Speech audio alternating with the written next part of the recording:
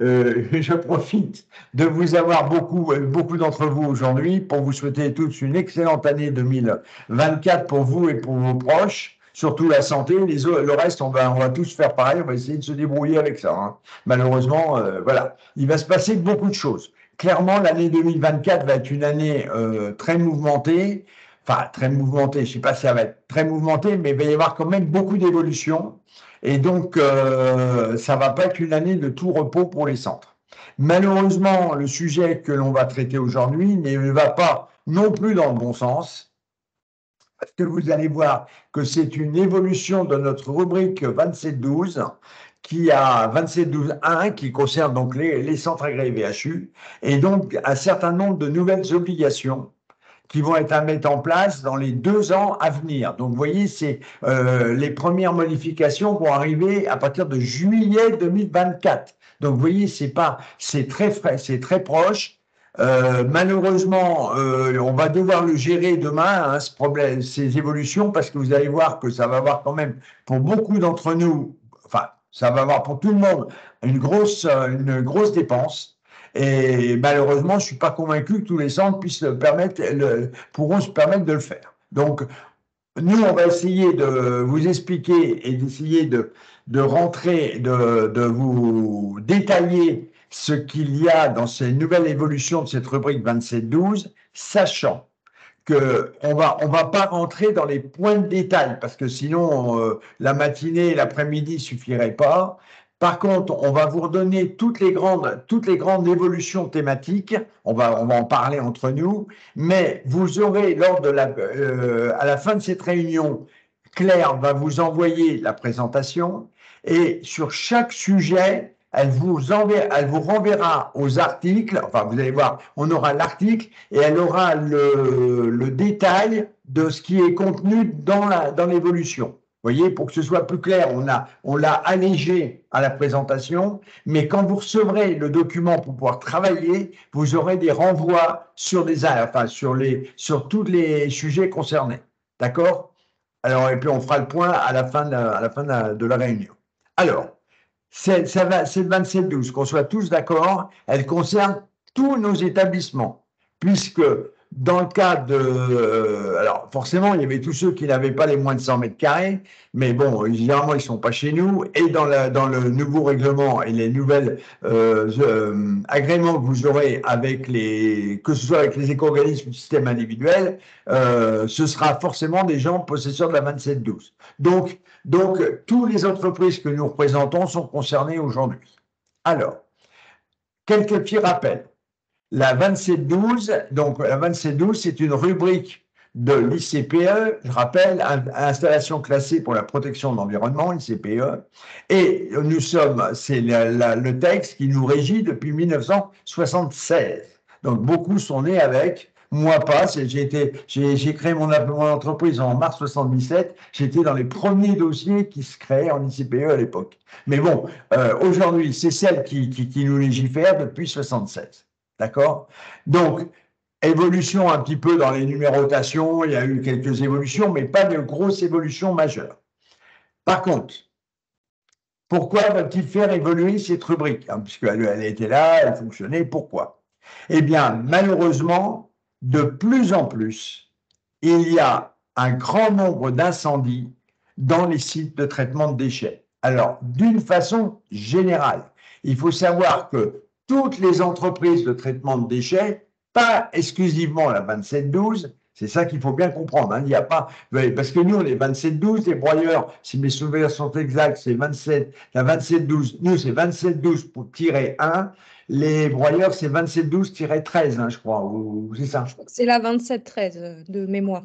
Oui, 2713, voilà. Donc, ils ont c'est pas la même rubrique, vous avez des gens qui font du carton, vous avez des gens, dans le déchet, il y a tous les types de déchets, mais l'administration a, comment dirais-je, la DGPR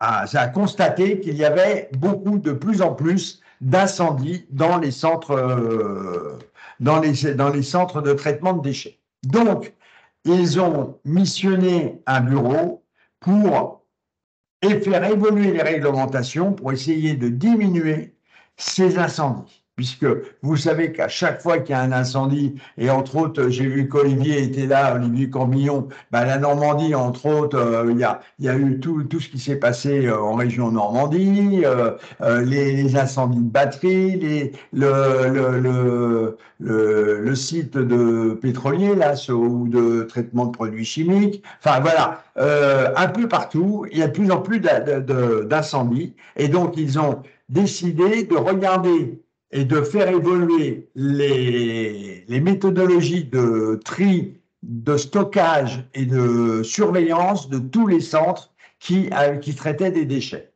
En un mot, si j'ai pas.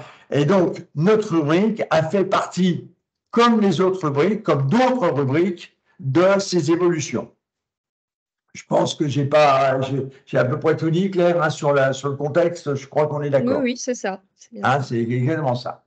Alors, chance que nous avons eue malgré tout, c'est que le bureau qui s'occupe de ça, au départ, je vous assure, vous allez voir, c'est déjà lourd, mais c'était encore plus lourd et c'était même quasiment impraticable pour nous. Donc, nous n'avons pu réagir et nous avons eu la chance quand même d'avoir une certaine écoute, pas dans la réduction des précautions à prendre, mais surtout en termes d'organisation. On va voir, par exemple, sur un véhicule électrique ou hybride, il fallait démonter la batterie dans la journée où elle rentrait, par exemple. Vous voyez, je vous donne des exemples de ce qu'il y avait, de mis en place. Donc là, le Mobiance a échangé à plusieurs reprises avec ce bureau qui gérait le dossier, et nous avions la chance, c'est que le responsable, nous le connaissions un peu, nous avions travaillé avec lui aussi dans le temps sur d'autres dossiers. Donc ça nous a permis, et nous avons eu la chance d'avoir véritablement une écoute et une volonté d'aménager les dispositions pour qu'elles puissent être à peu près gérables pour nous. Voilà. Qu'est-ce qu'il en est sorti? Eh bien, un arrêté a été publié le 22 décembre 2023. Vous savez que ça nous a, pendant la trêve des confiseurs, on a eu à gérer, encore à relire cet arrêté pour voir ce qu'ils avaient fini par accoucher, si je me permets de le dire sous cette forme. Voilà. Bon, alors donc c'est un petit peu ça que l'on va vous déployer. Alors, on vous a mis là tous les articles modifiés par le nouvel arrêté ICPE. Donc, il y a l'article 2, l'article 11, le 20, le 21 et le 41. Donc, comme je vous ai expliqué, dans l'article 2, c'est les définitions. On va rentrer un peu dedans, on va rentrer toujours dedans. Article 2, c'est définition. L'article 11, c'est le comportement au feu des locaux, donc de la partie immobilière. Après, c'est tout ce qui est l'article 20, tous les moyens d'alerte et de lutte contre l'incendie. Le 21, c'est le plan de défense contre l'incendie. Et le 41, c'est tout ce qui concerne l'entreposage. Alors, nous allons vous mettre, donc ce que je vous expliquais tout à l'heure, en fonction de là, quand Claire va vous envoyer la présentation, à chaque article, elle va vous renvoyer elle va vous dire où il faut aller chercher ce qui est modifié dans cet article. D'accord? Comme ça, vous aurez un document de travail qui vous permettra de pouvoir réaliser tout ce qui va être demandé. Alors, alors attention, hein, c'est pas, qu'on soit d'accord, c'est pas l'ICPE, on vous déroule pas l'ICPE avec tous ces articles. On a essayé de vulgariser, de le rendre le plus lisible et le plus compréhensible pour nous, pour tout le monde. Hein. Alors, nous, on a travaillé pour faire une présentation qui soit le plus audible pour vous. Bon, donc derrière, les modifications, qui est concerné? Deux cas de figure. Les entreprises, alors les entreprises, tout le monde est concerné. Mais concernant les bâtiments, c'est tous ces bâtiments existants avant le 1er janvier 2026. Ce qui veut dire que si vous avez des prévisions de construction, essayez vous avez jusqu'au 1er janvier 2026 pour ne pas vous retrouver avec les obligations qu'il y aura dans les bâtiments à compter du 1er janvier 2026. Alors, pour les bâtiments existants, et on va expliquer après ce qu'il y a pour les nouveaux. Il y a une nouvelle norme de matériaux pour les éléments, pour les couvertures, pour les toits. On va voir honnêtement ce qu'il y a. Logiquement, tous les bâtiments que vous avez correspondent à ces normes. Donc, logiquement, ça ne devrait pas poser de problème. Par contre, où ça commence à devenir compliqué, obligation de détection automatique des incendies. On va voir tout ce qu'il est demandé et pourquoi, pour quel produit c'est demandé. Mais il y aura l'obligation d'installer des détections automatiques d'incendie. En gros, caméra thermique et des choses comme ça. On va avoir l'obligation de mettre en place des rondes au moment de la sortie, de la fermeture de nos entreprises. On va devoir créer un plan de défense contre l'incendie. On va rentrer dans les détails derrière. On va devoir faire à notre personnel des exercices d'évacuation en cas d'incendie, de procédure en cas d'incendie. Il va falloir mettre en place une formation des collaborateurs. Il va falloir, concernant là, ce coup-ci, les batteries, des nouvelles obligations pour la déconnexion et le retrait des batteries pour les véhicules électriques et hybrides. Il va y avoir des mesures spécifiques pour le stockage des batteries de véhicules électriques. Et il y a tout un problème d'îlotage à mettre en place pour le stockage des déchets. Alors, on va revenir après sur les déchets combustibles et ininflammables. On va rentrer un peu plus dans les détails. Ça, c'est tout ce qui va concerner tout le monde, puisque c'est tous nos bâtiments existants depuis avant le 1er janvier 2026. Donc, tout ça, tout le monde est concerné. Et, en plus, pour les nouveaux bâtiments, il va y avoir l'obligation pour certains bâtiments d'avoir des extinctions automatiques, c'est-à-dire les fameux sprinklers, vous savez, les arrosages au cas de fait, et des structures de bâtiments. Quand on parle de R60, ça veut dire que nous devons avoir des murs qui résistent pendant 1 heure au feu. Tous les bâtiments métalliques, par exemple, ne résistent pas. Donc, vous voyez, ça veut dire que demain, quand on construira des nouveaux bâtiments à compter du 1er janvier 2026, ils ne pourront plus être faits communément en armature métallique et en charpente métallique et en mur parpaing. Donc, vous voyez que ça va. Et en plus de ça, alors après, il y a des surfaces, il y a un certain nombre de choses, et pas tous les bâtiments, on va voir qui sont concernés. Mais, pour vous donner un petit exemple, je ne sais pas si parmi nous, GPA est avec nous, je ne sais pas s'il est avec nous, GPA aujourd'hui, quelqu'un de chez eux, mais Johan Renaud pour GPA nous a dit que cette obligation de sprinkler dans son installation, ça lui coûtait en millions d'euros. Je vous le dis quand même, d'accord? Donc, vous comprenez pourquoi ça va impacter énormément et il va falloir faire très attention dans les constructions futures, comment on les organise. Je suis désolé, je vais pas être gentil toute la matinée, hein, c'est pas malheureusement. Hein. Voilà. Donc, c'est 2 cas de figure. Bâtiment existant, nouveau bâtiment. Ensuite, dans les définitions, parce que on va reprendre un peu les articles, hein, qu'on vous a dit, le 2, définition, et ainsi de suite, ce qu'on vous a dit en préambule tout à l'heure. Définition. Important de définir ce qui est un déchet combustible et un déchet inflammable.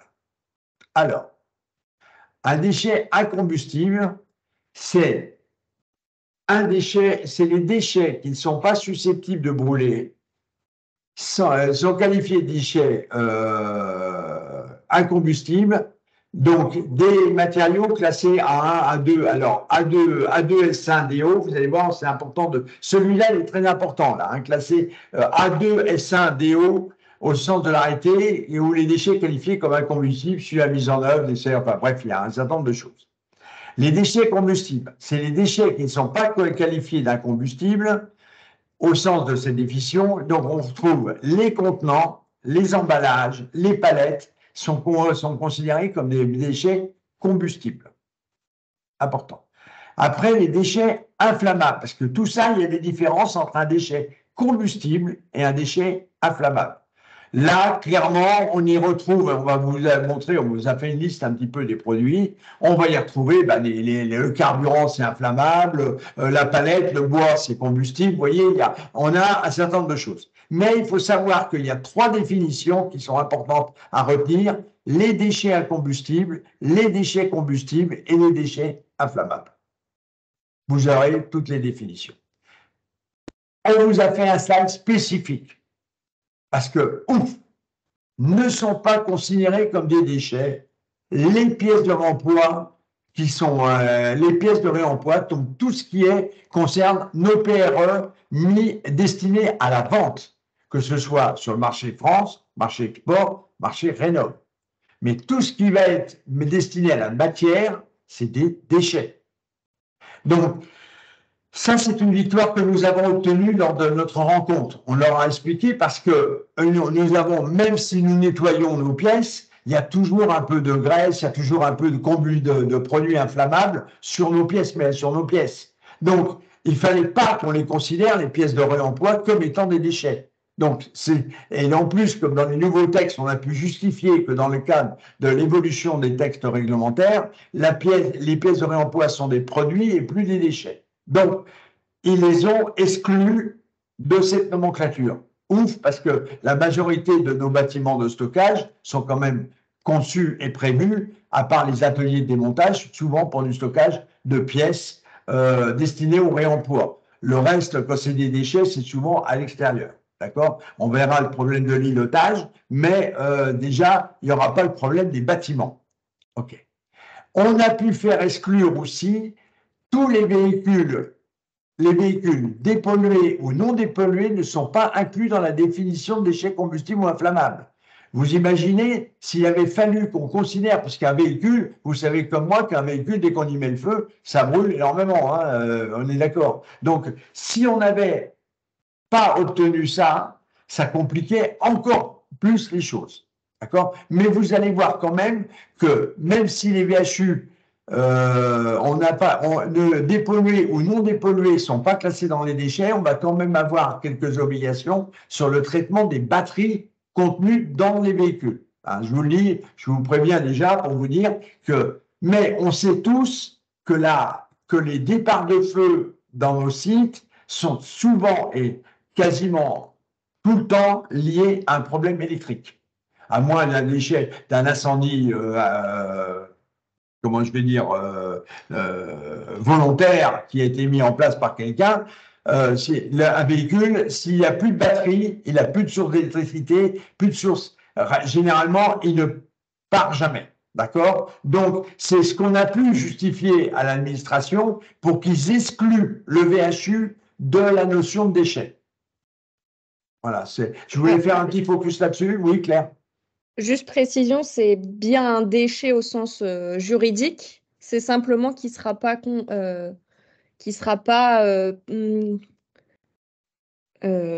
comment dire, concerné par les dispositions sur l'îlotage dans l'ICPE 2712. Voilà. Mais par contre, bien sûr, son statut de déchet de VHU, il n'est pas éliminé. Hein. On est bien là, mais on a obtenu qu'il soit pas intégré dans les obligations derrière. Voilà. Je vais faire un petit focus, c'est important. Donc, on a essayé de vous faire aussi quelques listes de produits pour vous dire où ils se classent. D'accord? Attention, la liste n'est pas exhaustive, hein, elle n'est pas exhaustive, mais c'est pour avoir une grande idée des produits qui sont concernés. Donc, on commence forcément tout ce qui est huile, lubrifiant, hein, tout ce qui est lubrifiant, inflammable, tout le monde le sait. Liquide de refroidissement inflammable. Alors, c'est un incombustible. Par contre, l'huile liquide de refroidissement, c'est un combustible. Donc là, c'est un produit qu'on peut stocker qui n'est pas considéré comme un produit dangereux. Le carburant inflammable, les fluides frigorigènes inflammables, les gaz, les filtres inflammables, les boues séparateurs inflammables. D'accord? Premier tableau. Alors, on a essayé de les regrouper par famille un petit peu. Hein, donc, alors après, quand on vient, les métaux non ferreux et non ferreux incombustibles. Par contre, les matières plastiques, et je vous rappelle que dans le cadre de la nouvelle réglementation, on va devoir stocker des plastiques et démonter des plastiques. Donc, on va avoir les problèmes de stockage de ces plastiques, parce que pour les plastiques, c'est bien du combustible. Hein, OK? Le verre, un combustible, les pneus, combustible, tout ce qui est airbag et tout ça, c'est inflammable.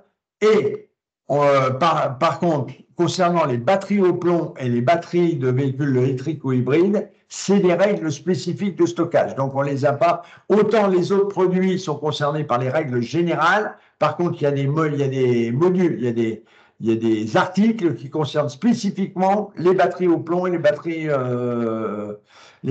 au lithium. Vous notez les questions. Hein, après, on débattra ensemble des questions. On a essayé d'être le plus. C'est pas toujours évident d'essayer d'être le plus clair possible. Donc, on a essayé de vous faire quelque chose qui soit le plus compréhensible. Alors, après, vous allez voir que dans les textes, on parle d'îlots. On parle d'îlots et de petits îlots. Alors, parce qu'il y a des choses que vous pourrez stocker en îlots et d'autres en petits îlots. Donc, tout a été défini. Un îlot, c'est globalement un produit qui est moins dangereux que les produits très dangereux. Donc là, l'îlot, il peut avoir une surface maximum de 500 mètres carrés. Il doit être délimité au sol, d'accord? Voilà, il doit avoir des parois ou un marquage au sol qui délimite la surface de l'îlot. Le petit îlot, lui, il a deux possibilités. Soit il est en zone couverte, soit il est en zone extérieure. S'il est en zone couverte, il ne peut avoir une contenance que de 10 mètres cubes.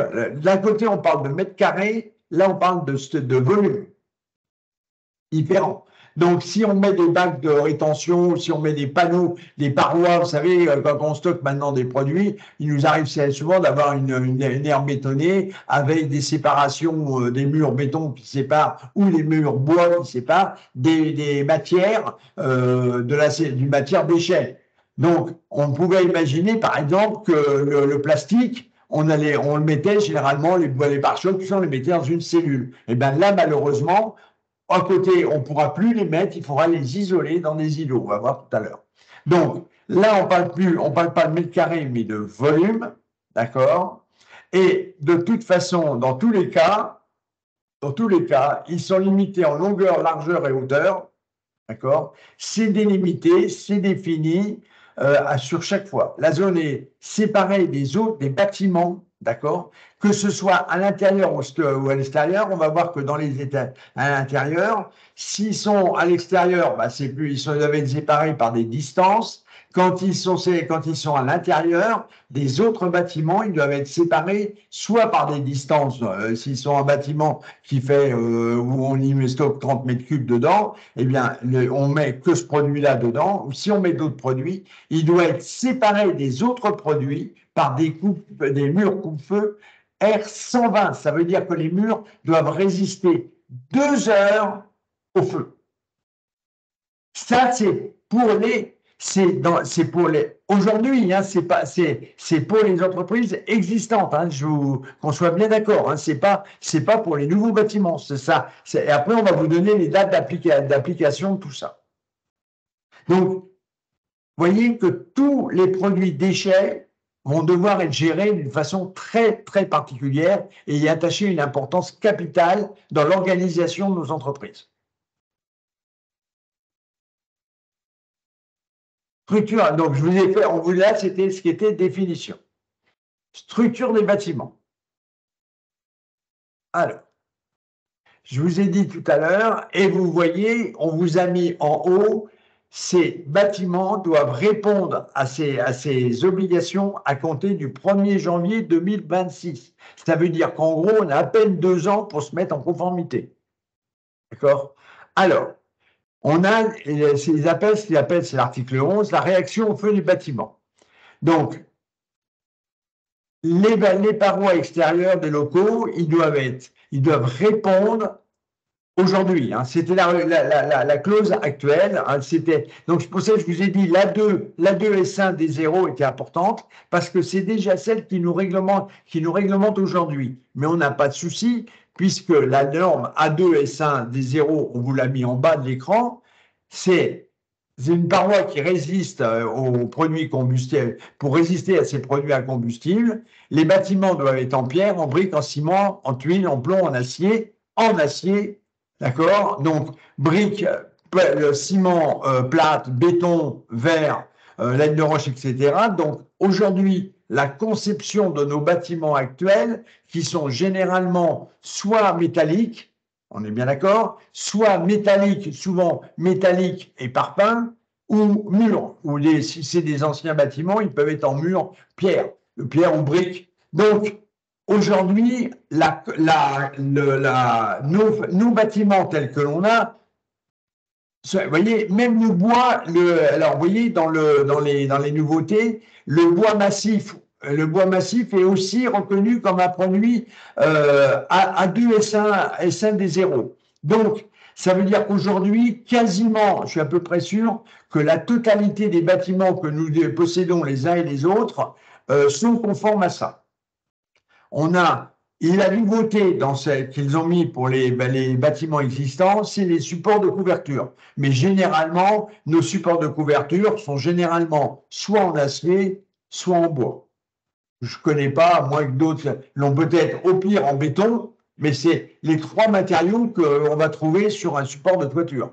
Sur une charpente de toiture, généralement, on va trouver ces trois-là. Donc, je dirais que concernant les bâtiments existants, aujourd'hui, je pense que pour 98% d'entre nous, on n'a pas de souci, les bâtiments sont conformes.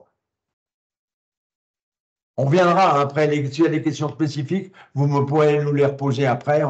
On fera tout notre possible pour y répondre et si on n'est pas capable, on fera la recherche pour vous répondre. Simplement, sur cette slide, on a un commentaire. Pour l'A2 S1 D0, attention aux fenêtres, retour de l'Adréal. C'est conforme s'il n'y a aucune fenêtre. Ah, merci, effectivement. Je n'avais absolument pas pensé à ces problèmes d'ouverture. Voilà. Bon, attention, hein, c'est vraiment... bon. C'est intéressant parce que effectivement, on n'y a pas pensé à un seul instant, hein, ça. D'accord? Ok. Détection et maîtrise des risques incendies. Alors là, on commence à rentrer dans le dur. Alors, donc on est bien toujours sur les zones contenant des déchets. Hein, donc on parle bien des produits dont on vous a fait la liste précédemment. Là, hein. Alors, à l'exception des zones d'entreposage en cuve et en silo fixe, les zones de réception sont des zones de déchets. Alors, c'est la définition, hein, Claire, là, hein, c'est ça, là. Oui, c'est ça. Alors, c'est pour la détection automatique et pour les rondes, c'est sur ces zones-là que ça va s'appliquer. Alors, ça veut dire qu'on est bien d'accord. Sont exclus les stockages en cuve. Donc, généralement, tout ce qui est lubrifié, tout ce qui est liquide, c'est stocké en cuve. Donc, on n'est pas concerné. Et alors, ce qui me chiffonne, c'est les silos fixes. Ce qu'ils entendent par silo fixe. On n'a pas regardé la définition pour eux du silo fixe. Est-ce que quand on fait comment dirais-je, alors comme attention, hein, ils ont fait ces règles pour l'ensemble de tous les déchets. Alors, est-ce qu'un silo fixe, vous savez, c'est les fameuses cuves comme un silo à grains, par exemple, est-ce que c'est ça qu'ils considèrent comme un silo fixe? Ou est-ce que quand on est sur une zone bétonnée et que l'on fait des séparations, est-ce que l'on peut considérer que c'est des silos fixes? Je doute. Hein. Je pense que pour eux, c'est des déchets conditionnés en vrac. Mais voilà. Là, à la lecture, il faut qu'on s'assure de ce qu'on entend par silo fixe. D'accord? Donc, sont concernés quasiment tous les déchets, mis à part que l'on va démonter et que l'on ne stocke pas clairement en cube. hein, puisque nous, on a la chance, bon, tout ce qui est, en principe, tout ce qui est carburant, tout ce qui est huile, liquide de refroidissement, liquide de frein, tout ça, c'est stocké en cuve. Donc, ces produits-là ne seraient pas concernés. Hein. Voilà, on continue, je pense. Alors, les détections automatiques. Alors, deux choses. On commence par les dates. Toutes ces détections doivent être en place pour le 1er janvier 2026. Mais elles ne s'appliquent pas, ces obligations de détection, si on stocke en petits îlots. Vous voyez, chaque entreprise devra bien regarder son intérêt. Comment, en fonction de sa taille, en fonction de son organisation, est-ce que j'ai intérêt de faire ça ou de faire ça? Si je ne veux pas faire ça, qu'est-ce que je dois faire pour ne pas être soumis à ça? Vous voyez, c'est un petit peu... et je pense que je verrai je pense que je verrai avec chez Mobiliance si on ne peut pas spécialiser quelqu'un en interne, un permanent sur le sujet pour pouvoir vous aider à la mise en place. Hein, je pense qu'il va falloir que j'en parle. Claire, je pose des questions en même temps. Hein. Claire, vous pensez que ça pourrait être du domaine d'Oriane? On peut l'intégrer dans le périmètre d'Oriane ou pas, ça? Il faudra qu'on en rediscute, ça va. Je peux pas vous dire ça maintenant. Il y a aussi Calix qui nous aide sur ces points-là, donc il faut qu'on regarde. Oui, il faudra qu'on regarde comment on peut faire. Mais je pense que il sera peut-être intéressant de mettre en place pour aider les entreprises une aide sur le sujet. Ça, il faut que j'en parle en interne. D'accord? Bon, alors, concernant les zones susceptibles de contenir des déchets combustibles ou inflammables, on doit équiper de détection automatique les départs d'incendie. Alors, qu'est-ce qu'il doit faire, cette détection automatique? Elle doit être capable, elle doit faire une transmission automatique des alertes à une personne interne ou externe désignée par l'exploitant et formée en vue de déclencher les opérations nécessaires. Globalement, il faut qu'on ait quelqu'un qui soit capable d'appeler les pompiers. J'exagère, mais c'est un peu ça. Donc, ça veut dire que alors, ça peut être chez l'entreprise, mais ça peut être aussi des sociétés externes de contrôle, comme il se passe aujourd'hui. Il y a quand même des sociétés spécialisées dans cette gestion des déclenchements d'alerte.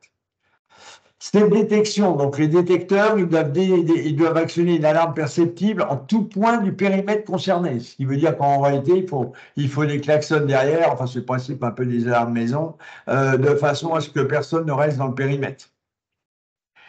Il faut que lorsque personne n'est présente sur le site, l'alerte est retransmise automatiquement à une personne formée désignée par l'exploitant. Ça revient un peu à la première, hein, c'est la transmission, c'est le moyen c'est le lien informatique ou le lien téléphonique, l'interconnexion entre le détecteur et les personnes.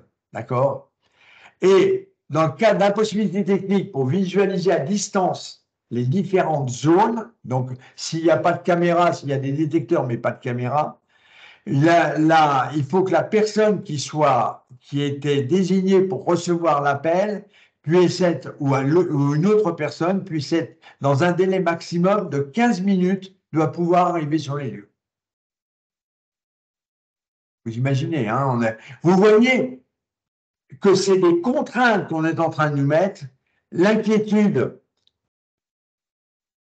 Alors, je vais dire clairement, je pense que si on n'a pas fait tout ça, je ne sais pas trop comment ça va se passer, parce que ça va être l'objet du contrôle des DREAL, en principe, mais ce qui nous inquiète, c'est que demain, la différence, c'est qu'aujourd'hui, vous le savez tous, quand on a des obligations, on sait qu'avec le DREAL, entre guillemets, déjà, on ne le voit pas, généralement, on ne le voit pas souvent, et deuxièmement, des fois, ça s'arrange.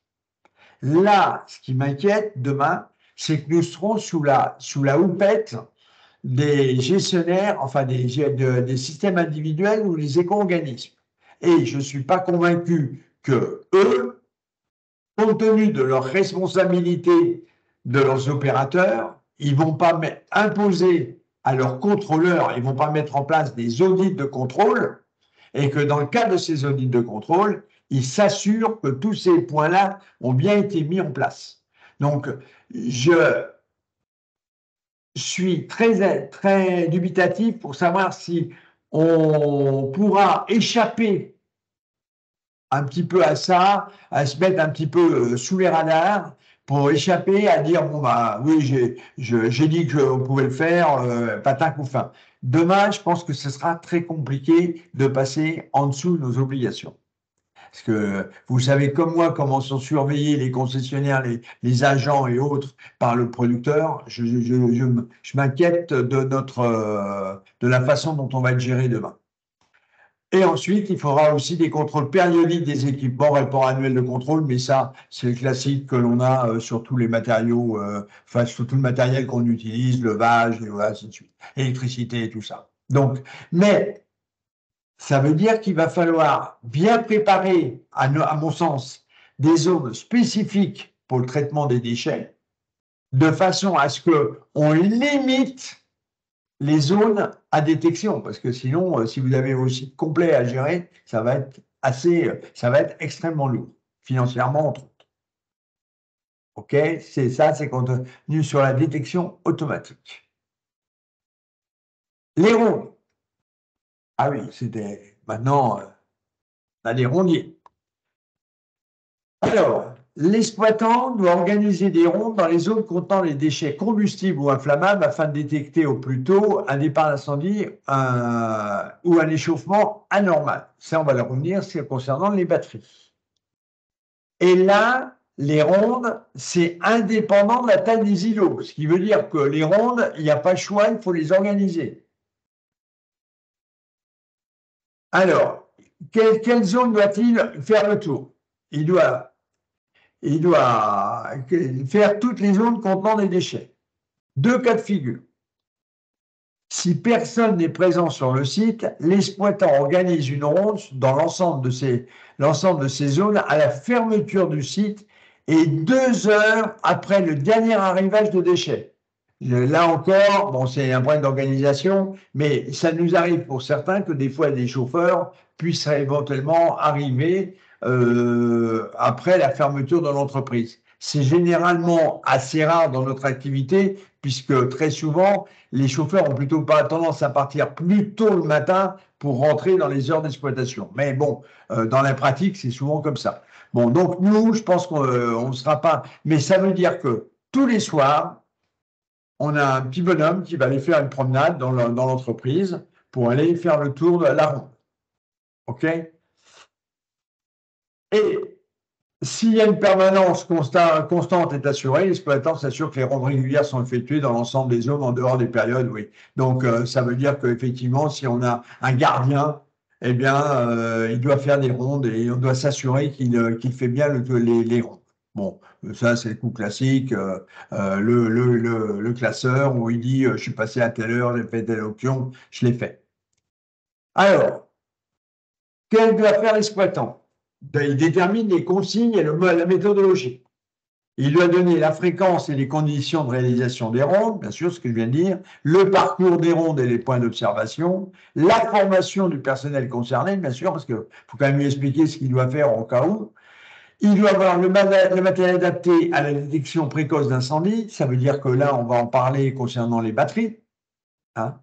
Et les actions à entreprendre selon les critères définis, bien sûr, en fonction des problèmes qu'il rencontre, on lui explique ce qu'il doit faire. C'est assez logique. Plan de défense contre l'incendie. Et bien là, il y a du job il y a encore une activité pour une nouvelle entreprise. L'exploitant doit réaliser, un jour, un plan de défense contre l'incendie. Le plan ainsi que ses mises à jour sont transmises au service de l'incendie de secours et sont mises à disposition à l'entrée du site. D'accord? Ça veut donc dire qu'on va devoir le faire. On ne pourra pas y échapper à mettre en place ces plans que l'on connaît dans les hôtels. On n'est pas les premières installations pour ce type d'obligation. Hein, où sont placés les extincteurs, où sont placés. Enfin, généralement. on connaît, on sait, il y a des entreprises qui sont assez spécialisées pour faire ça, mais ça veut dire aussi que ça sera encore le plan. Alors, ensuite, c'est la maîtrise. Vous voyez, on a. Voilà. Et ça, regardez, la maîtrise, ça a compté du 1er juillet 2024. Ça veut dire qu'aujourd'hui, on a encore 5 mois pour se mettre en conformité. Donc, on doit avoir, l'installation doit être dotée de moyens permettant d'alerter les services d'incendie et de secours. Bon, en général, on a quand même un téléphone, donc on doit pouvoir y arriver. Ça doit. Alors, là, on doit aller organiser des exercices de défense contre l'incendie au plus tard le 1er juillet 2024. Cet exercice est renouvelé au moins tous les 3 ans. Ça veut dire que, là encore, il va falloir qu'on voit et qu'on vous propose éventuellement des entreprises qui font ce genre de formation. Alors, je ne sais pas du tout si c'est avec qui comment ça se passe, ces exercices. J'en ai pas la moindre idée. Peut-être que tout à l'heure, certains pourront nous expliquer, qui connaissent un peu. D'accord?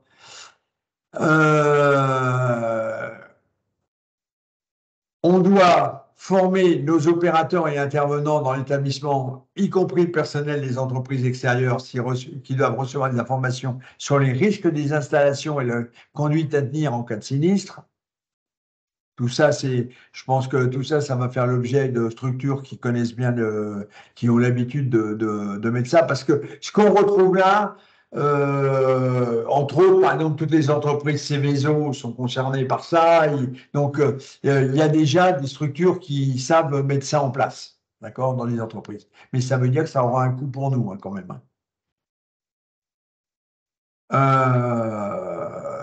Quand on a des matériaux inertes destinés à étouffer un incendie, je donne l'exemple par exemple des batteries, des bâches pour les véhicules électriques, bah, ça veut dire qu'il faudra des personnes qui sont en nombre suffisant, qui soient formées au transport et à leur utilisation, donc à leur manipulation et à l'utilisation des différents matériaux, des différents équipements qu'on aura pour essayer de lutter contre les incendies.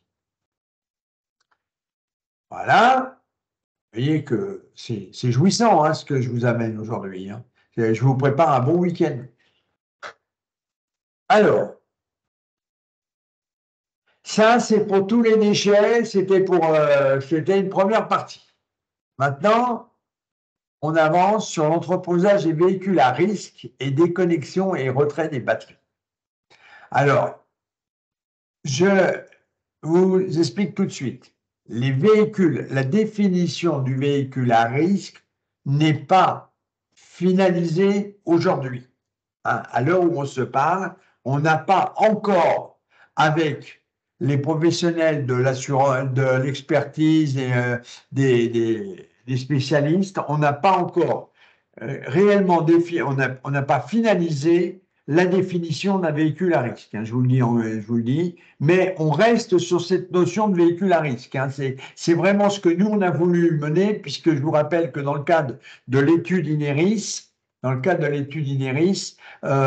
a bien séparé pour les véhicules électriques et hybrides, les véhicules à risque et les véhicules non à risque. Parce que, compte tenu qu'il y a beaucoup de choses à faire sur les véhicules à risque, il était important de minimiser les véhicules et qu'il y ait le minimum de véhicules concernés par cette problématique de risque. On a défini ça, mais on n'a pas défini ce que contenait le véhicule à risque. Voilà, je vous le dis encore pour aujourd'hui, ce n'est pas finalisé. Alors, entreposage des véhicules accidentés ou présentant un risque incendie. Ce qui nous ennuie, c'est que dans leur définition, l'administration, elle part du principe qu'un véhicule accident. Alors, c'est pas. La question pour nous, c'est que nous, on voulait parler que de véhicules à risque et eux, ils ont tendance à mettre les véhicules accidentés d'une part et les véhicules présentant un risque incendie. Donc, ça veut dire que pour eux, tout véhicule accidenté, électrique ou hybride, est un véhicule à risque. C'est ça notre souci pour nous. D'accord? Bon. Et là, on n'a pas encore tout stoppé. Donc,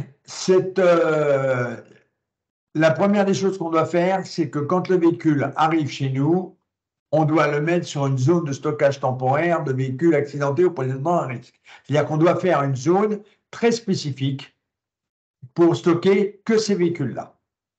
Cette zone-là, elle doit être à 5 mètres. Bon, il y a une distance de protection, ce qui n'est pas anormal, hein, on le savait. Déjà aujourd'hui, c'est ce que tout le monde fait. Généralement, quand on a un véhicule électrique ou hybride, on ne le mélange pas avec les autres. Donc ça, c'est une évidence. Alors, le véhicule va rester dans cette zone de stockage temporaire jusqu'au retrait des batteries de puissance et de démarrage. Ils sont mis à l'écart des autres véhicules VHU stockés sur installation. Ça veut donc dire que ces véhicules-là, on va avoir le problème avec les véhicules en attente de décision. Ça veut dire que toute la gestion des véhicules de demain, véhicules électriques et hybrides, il va falloir impérativement, et là on va encore réagir auprès des compagnies d'assurance, on va devoir avoir des actions sur des véhicules en attente de décision. Et on ne pourra pas attendre, puisque vous allez voir qu'on a des délais pour démonter les batteries, les neutraliser, et ces délais, généralement, le véhicule, nous n'en sommes pas possesseurs au moment où on devra démonter les batteries. Donc, qui va payer le démontage et ainsi de suite. Enfin, tout ça, ça va être quand même des grandes discussions avec les assureurs. Vous voyez, pour ça que on n'a pas vu le dernier épisode, hein, encore une fois, on n'a pas vu le dernier épisode parce que tout ça, ça va avoir des incidences en cascade. Hein. Et ça, c'est l'entreposage des véhicules, c'est à compter du 1er janvier 2025. Et on doit avoir une zone d'immersion pour mettre les véhicules, la fameuse piscine. On doit systématiquement, et qui doit être à proximité de la zone de stockage temporaire. Donc, ces zones d'immersion, ils sont gentils. Alors, beaucoup parlent de bennes, hein, de cuves pour mettre le véhicule. Mais bon, quand vous avez le véhicule qui brûle, et je vous rappelle qu'un véhicule électrique, quand il brûle, il dégage des gaz toxiques et ça a quand même une puissance de feu énorme. Je ne vois pas comment on ira le prendre, l'attraper pour aller l'immerger dedans. Donc, toute cette obligation réglementaire va être compliquée et mis à part de construire une piscine, je vois difficilement comment on va pouvoir faire autrement. Mais ça va être très compliqué. Et hier encore, j'intervenais dans une réunion régionale, tous métiers confondus, sur le sujet, et tout le monde se gratte la tête parce que toutes ces problématiques vont se poser pour le dépanneur, pour le carrossier, pour l'agent et pour le concessionnaire. Donc, ça va être compliqué. Alors, vous avez, comme on vous l'a dit, zone de stockage temporaire et zone d'immersion. La couverture, pour l'instant, elle n'est pas. Ils reviennent dessus. J'ai vu qu'il y avait une demande parlant de la couverture. La couverture, pour l'instant, ils reviennent dessus parce qu'à première vue, c'est pas d'une efficacité. Ils reviennent sur la couverture. Donc la couverture coupe-feu ne pourra pas remplacer la zone d'immersion. Non, non.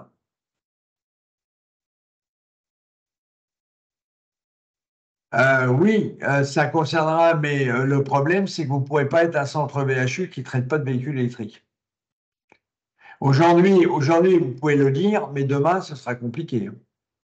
Parce que, bon, il y en a quand même, je vous rappelle que quand on fait le tour des entreprises et à chaque fois que l'année dernière, quand j'ai fait les réunions régionales, quand j'ai demandé à tout le monde de lever la main, ceux qui avaient déjà rentré un véhicule électrique ou hybride, à part un ou deux dans les salles, j'avais 100%, 98% des gens présents dans la salle qui levaient la main. Donc, ça va concerner quasiment tout le monde et je ne vois pas demain un centre avec les obligations pareilles, avoir un agrément s'il n'est pas capable de traiter les véhicules électriques. Je vous le dis tel que je le pense. Oui. On a une question sur la taille de cette zone. Alors, ce n'est pas précisé dans la nouvelle ICPE. C'est juste qu'elle doit être distante de 5 mètres des autres zones. Mais la taille de la zone n'est pas définie. OK. De toute façon, je répondrai à toutes vos questions. Il n'y a pas de problème. Hein. D'accord? Alors, ensuite, le retrait des batteries. Donc, il y a un article spécifique sur le retrait des batteries et à compter du 1er juillet 2024 pour tous les VHU. Alors, attention, les véhicules, c'est peut-être là-dessus qu'on va peut-être pouvoir jouer. Parce qu'un véhicule en attente de décision d'un assureur, ce n'est pas un VHU. D'accord? Alors, la notion, pour l'instant, on a cette possibilité de jouer sur les termes, mais à se méfier. Pour tous les VHU, la batterie de démarrage, alors là, on parle que ce soit la batterie au plomb ou la batterie électrique, pour les batteries au plomb, là, je parle. Toutes les batteries de démarrage, elle est déconnectée des réceptions du véhicule et elle doit être même enlevée du dit VHU dans le premier mois de son entreposage. C'est-à-dire que aujourd'hui, le souhait, compte tenu que l'on sait que la majorité des incendies sont liés aux problèmes de batterie, mais ça, je ne vous cache pas que c'est pour nous, ça paraît même une évidence. Hein. Je suis désolé, mais on ne peut pas défendre autre chose parce qu'à chaque fois, on s'aperçoit que c'est souvent la batterie qui a été la cause, surtout depuis qu'il y a les petits rongeurs qui se donnent à cœur joie dans les véhicules avec les fils en amidon. Donc, clairement, on n'a pas le choix. La batterie de démarrage, elle doit être débranchée et elle doit être démontée dans le mois. Donc, si on la démonte immédiatement, c'est pas plus mal. OK? Pour les véhicules électriques et hybrides, un contrôle de sécurité de la batterie source d'alimentation principale est réalisé immédiatement par le personnel habilité. Donc, je vous rappelle que c'est ce qu'on a déjà envisagé avec l'étude Ineris, parce que sachez quand même qu'ils sont beaucoup appuyés sur l'étude Ineris pour faire lycée la 2712, hein, l'étude qu'on a faite avec l'Ineris. Donc, clairement, je vous rappelle que ce contrôle de sécurité, soit le véhicule il a été transporté par nos soins et donc de ce fait, notre chauffeur doit faire ce contrôle de sécurité avant de le charger sur le camion. Donc, il est forcément réalisé, mais si le véhicule n'est pas fait par le chauffeur, il doit être fait à l'entrée du site. Et puis celle-ci est enlevée du VHU dans le premier mois de son entreposage. Alors, je vous dis bien, il y a cette notion de VHU qui peut, et j'ai peur que les assureurs nous disent, mais attendez, ça ne concerne que les VHU, pas les véhicules à attente de décision. Par contre, nous, on sait très bien dans nos entreprises que le risque, il est le même si le véhicule est en attente de décision ou s'il est VHU. Hein. Je rappelle que la notion de VHU, qui n'est qu'une notion administrative, hein, je rappelle qu'un véhicule, il est un véhicule circulant tant qu'il a la DAD n'a pas été émise. Quand on a émis la DAD, ça devient un VHU. Donc, le risque, il est le même, qu'il soit VHU ou pas VHU. Donc, je vois, c'est pas très logique qu'il y ait gardé ce mot VHU, mais bon, c'est quand même ce qui est prévu. Et pour les VHU accidentés, la batterie de démarrage et de puissance sont retirées. Et là, il parle bien pour tous les VHU. Là, il n'y a plus de spécificité pour les véhicules électriques ou hybrides. Les batteries de démarrage ou de puissance sont retirées avant la fin du premier jour ouvré suivant la réception. Donc, après, ils disent, sauf si le démontage de la batterie est impossible en moins de 4 heures. C'est ce que nous, on avait soulevé dans les batteries qui pouvaient être coincées dans les accidents. Vous savez, des fois, la batterie n'est pas accessible. D'accord? J'ai le cas dans l'entreprise chez nous, on a eu une Tesla avec un violent choc arrière où la batterie était coincée, on ne pouvait pas y accéder. Voilà. Donc, ça veut dire, vous voyez que parce que c'était dans la journée au départ, hein, on a obtenu d'avoir une journée ouvrée. Parce que si un véhicule arrive le vendredi soir, c'est le lundi. C'est pas la nuit du vendredi ou samedi ou le samedi. D'accord? Et après l'enlèvement des batteries, les batteries chez CVHU sont stockées séparément des autres batteries. Donc on ne peut pas les garder, les mélanger avec les autres pièces détachées. D'accord? Voilà. On a deux questions sur cette slide. Donc, une, on a déjà répondu. On doit enlever les batteries même pour les véhicules en gardiennage. En principe, si on suit le texte à la lettre, non, puisque le véhicule n'est pas un VHU. n'est pas un VHU. Tant qu'on n'a pas émis de DAD, il n'est pas VHU. Donc, logiquement, on peut s'extraire de ces obligations avec ça. Par contre, je ne sais pas, dans l'hypothèse où il arrive quoi que ce soit, comment réagira l'assureur en fonction de ses obligations. Cette obligation, alors on pourra jouer effectivement au juridique en disant le véhicule n'est pas un VHU, donc je peux faire l'impasse. Mais nous, nous sommes déjà en train de travailler avec les assureurs sur cette obligation. Et les travaux vont pas tarder à démarrer avec, je vous dis, les experts et les assureurs pour pour qu'ils entendent qu'on démonte les batteries des véhicules électriques et hybrides, même sur les véhicules en attente de décision. Oui, on a Fabrice Henriot qui précise, sauf les TNR. Oui, là encore, Fabrice a raison. Les TNR sont de fait des VHU, donc un TNR. Mais bon, des fois, au moment où on rentre le véhicule, on ne sait pas si c'est un TNR. On n'a pas forcément mais bon, si on a un rapport d'expert, dès qu'on a un rapport d'expert, on sait que c'est une TNR. Et on a une deuxième question. Suite au retrait des batteries pour les véhicules électriques au premier jour de leur arrivée, il n'y a plus besoin de les isoler des autres véhicules? Point d'interrogation. On est bien d'accord. Une fois que la batterie est enlevée sur un véhicule électrique ou hybride, il devient un véhicule traditionnel. Il n'y a plus de problème. C'est d'où justement toutes les explications, tout ce qu'on fait aujourd'hui sur le véhicule électrique et hybride. On explique bien que tout va se faire en amont et dès l'entrée du véhicule, puisqu'après, il en devient un véhicule traditionnel. On confirme. Continue. Alors, le problème de l'entreposage, et là, pareil, à partir du 1er janvier 2026, les batteries sont entreposées dans des conteneurs et locaux spécifiques, fermés, étanches et munis de rétention. Pour les batteries contenant du lithium, ces conteneurs ou locaux présentent une résistance au feu R60. C'est-à-dire que tous les bâtiments, je rappelle que là, par contre, certains d'entre vous stockent les batteries, ces batteries qu'ils démontent électriques aujourd'hui, ils les démontent et les stockent dans des conteneurs, des anciens conteneurs maritimes. Il y en a beaucoup qui font ça. C'est à partir du 1er janvier 2026, c'est fini.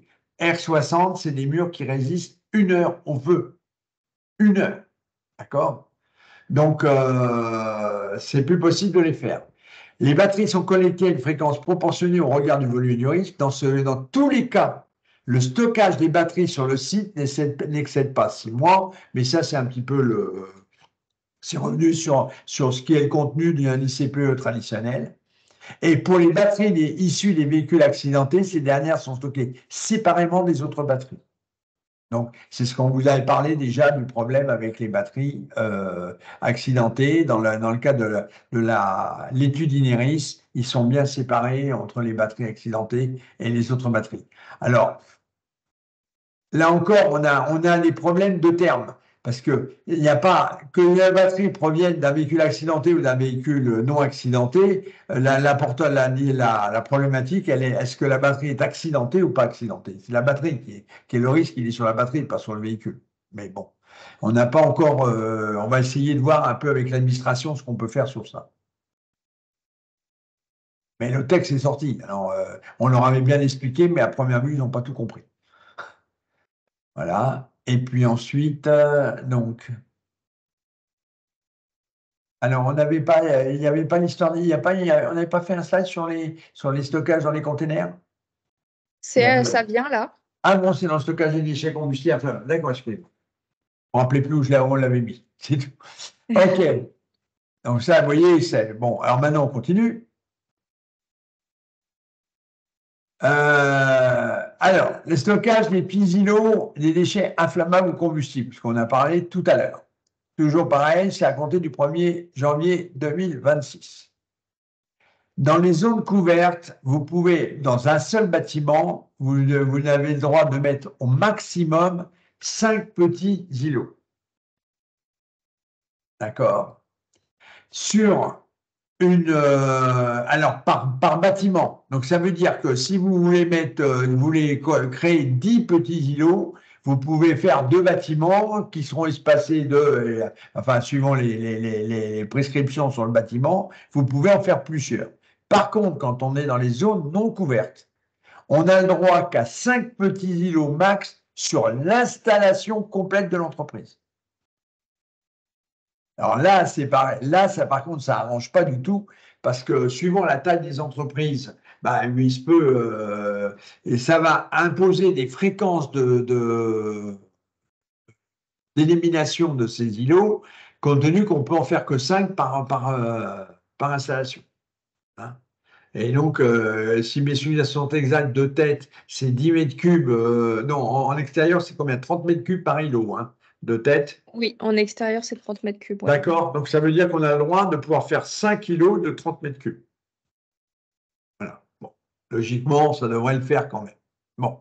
Alors, au cas, alors, il y a une petite ouverture qui dit que si on a dans les zones non couvertes, si on veut faire une adaptation, si on dit qu'on n'a pas assez d'îlots, si on dit qu'il faut, bon, on peut en discuter, on peut traiter le problème avec le DREAL et en étayant un dossier, et on peut peut-être avoir la chance d'obtenir une dérogation sur ces tailles. Alors peut-être qu'ils autoriseront deux zones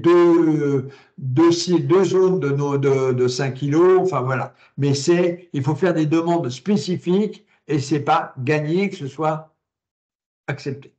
Mais on vous dit, il y a cette possibilité-là de demander une dérogation. Donc en gros, le réel. Voilà. Alors, là, concernant les îlots, donc les îlots ou petits îlots, la même chose. Hein. Voilà, on vous a mis toutes les dimensions entre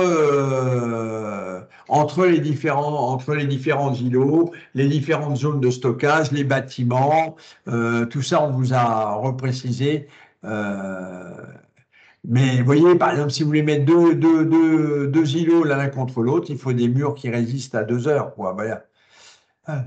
Donc, il faut espacer 10 mètres de toutes les zones de stockage et reste de l'installation. Donc, il y a les hauteurs, enfin bref, tout est défini. D'accord? Alors, on vous a juste mis une petite annotation. Il y a des distances qui peuvent être supprimées si le bâtiment, les autres zones de stockage sont équipées d'une toiture qui correspond, qui satisfait à une référence, donc qui s'appelle BROF T3.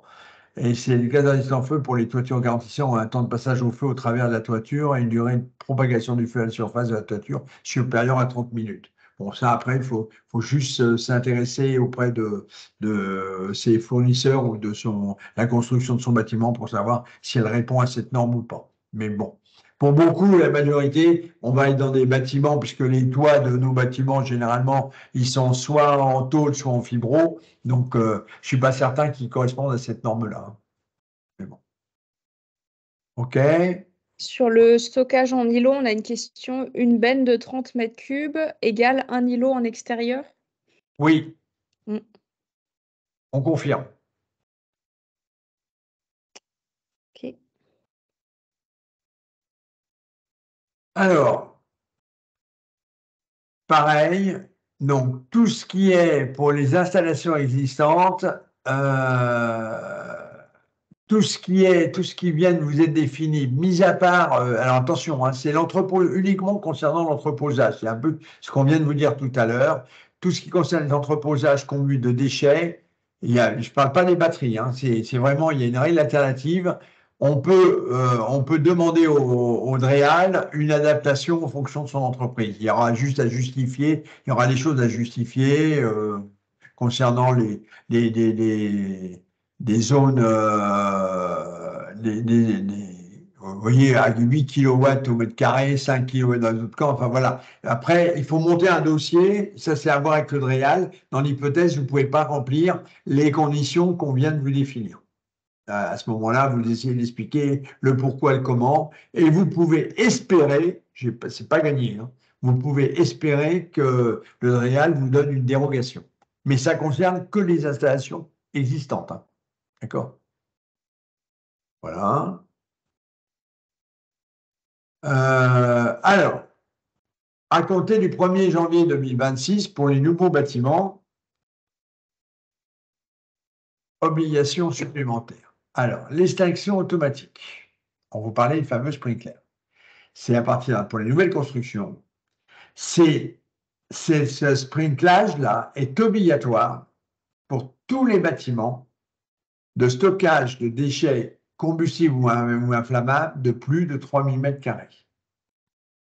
Bon, donc ça, on a quand même, parce qu'au départ, il faut savoir que c'était le sprinklage sur tous les bâtiments. Hein, on a tout ça. Là, c'est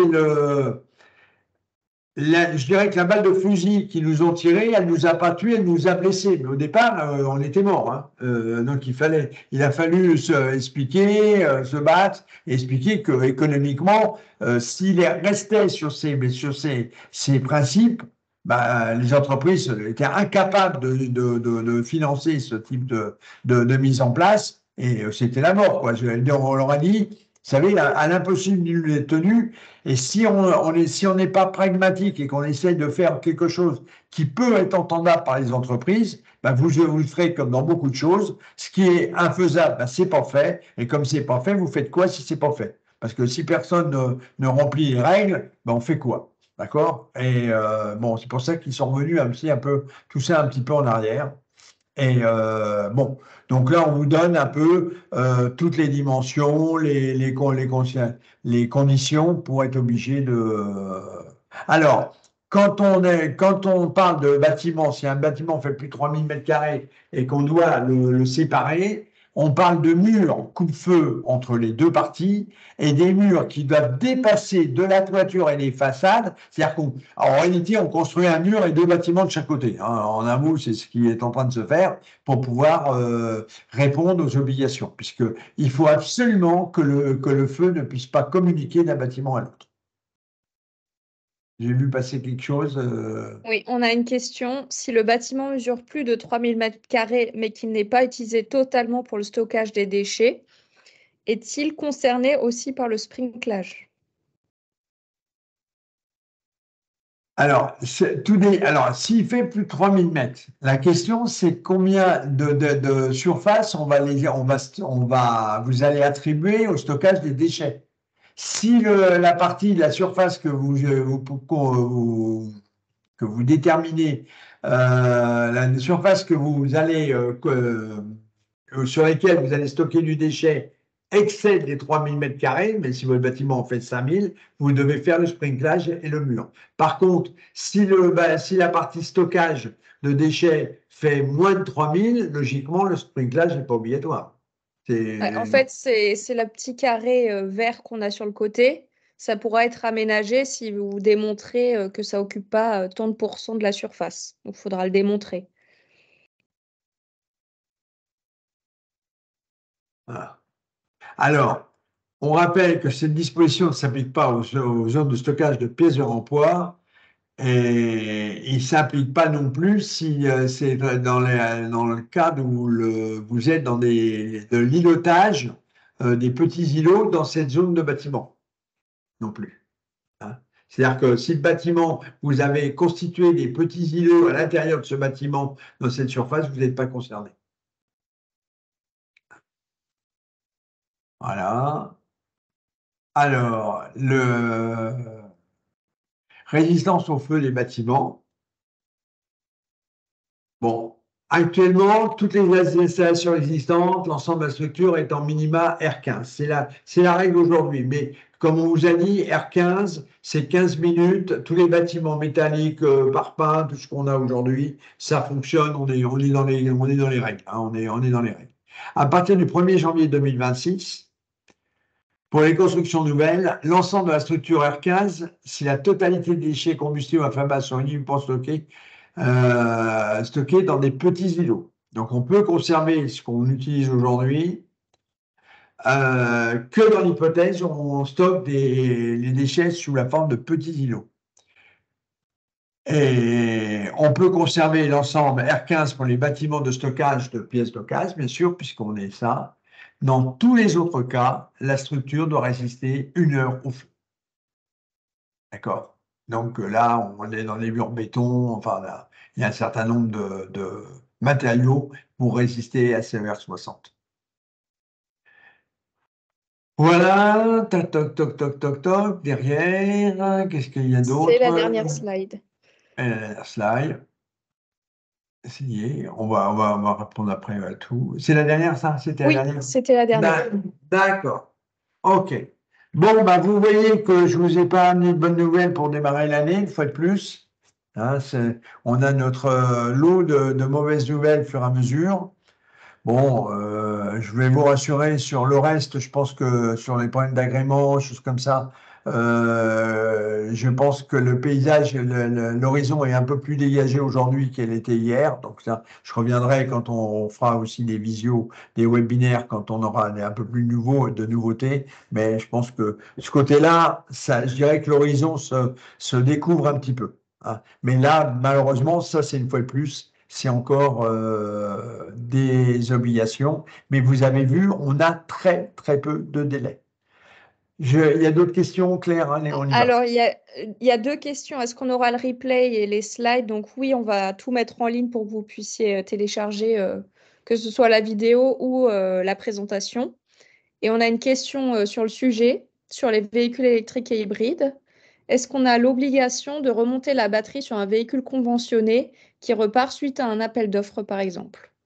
Pour l'instant, rien, on n'a rien fixé avec les assureurs.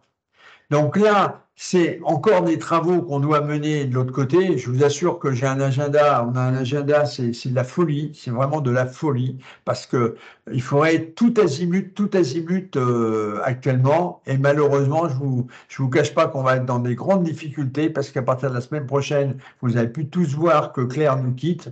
À partir de la semaine prochaine, on va se retrouver. Je n'ai personne, je n'ai pas de remplaçant pour l'instant. Ils n'ont pas trouvé chez Mobiliance un remplaçant à Claire. Donc, à partir de la semaine prochaine, je suis tout seul.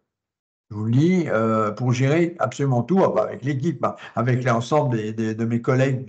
Mais je n'ai pas de permanent pour travailler avec moi sur ces présentations, par exemple, qu'on vient de vous faire aujourd'hui. Bah, vous savez très bien, c'est le travail de Claire. Hein. On travaille en binôme, elle me prépare tout, on le réagence et on le finalise.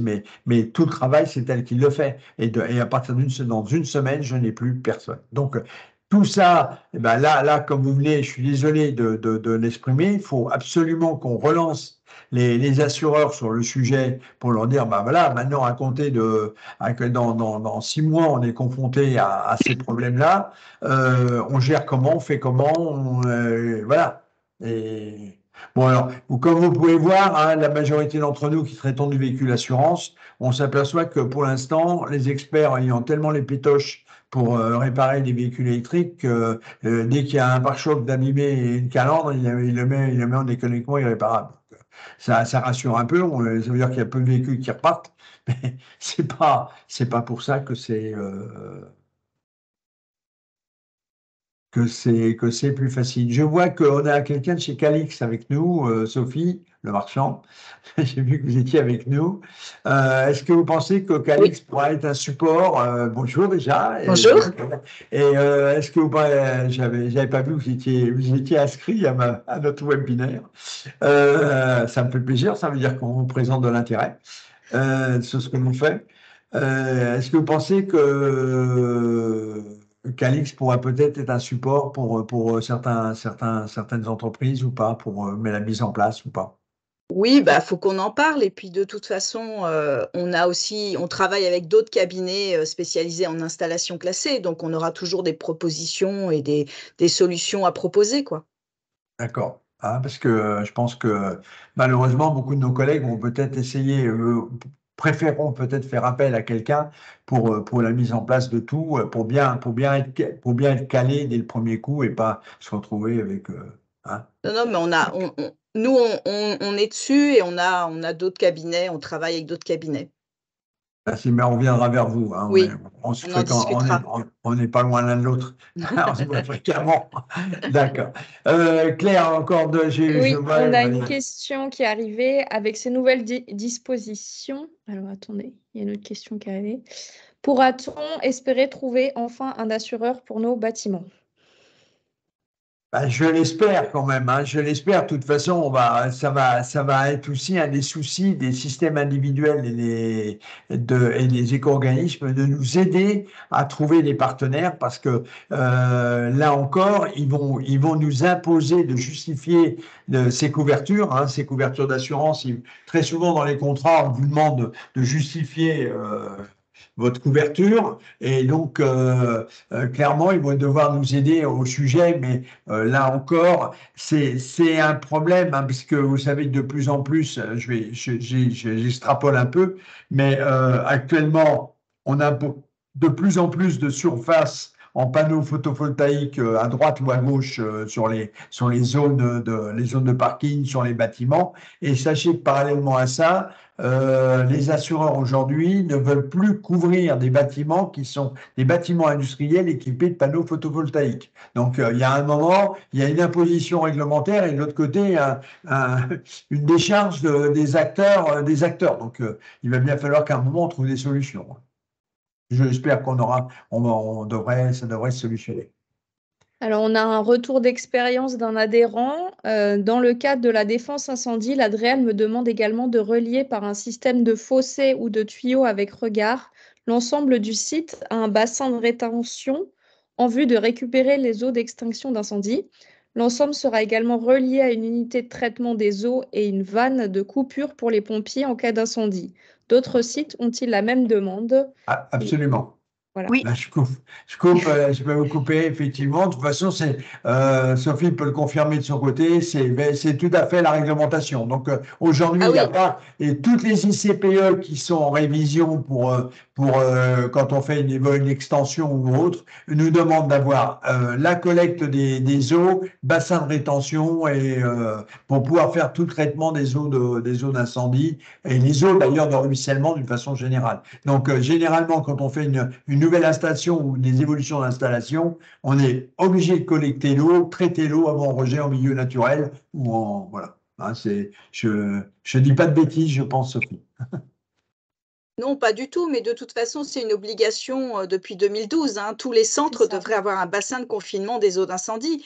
Il y en a plein qui ne l'ont pas fait et l'Adréal trouve que ça fait longtemps que ça traîne et commence à mettre en demeure et demeure avec astreinte financière aussi pour certains.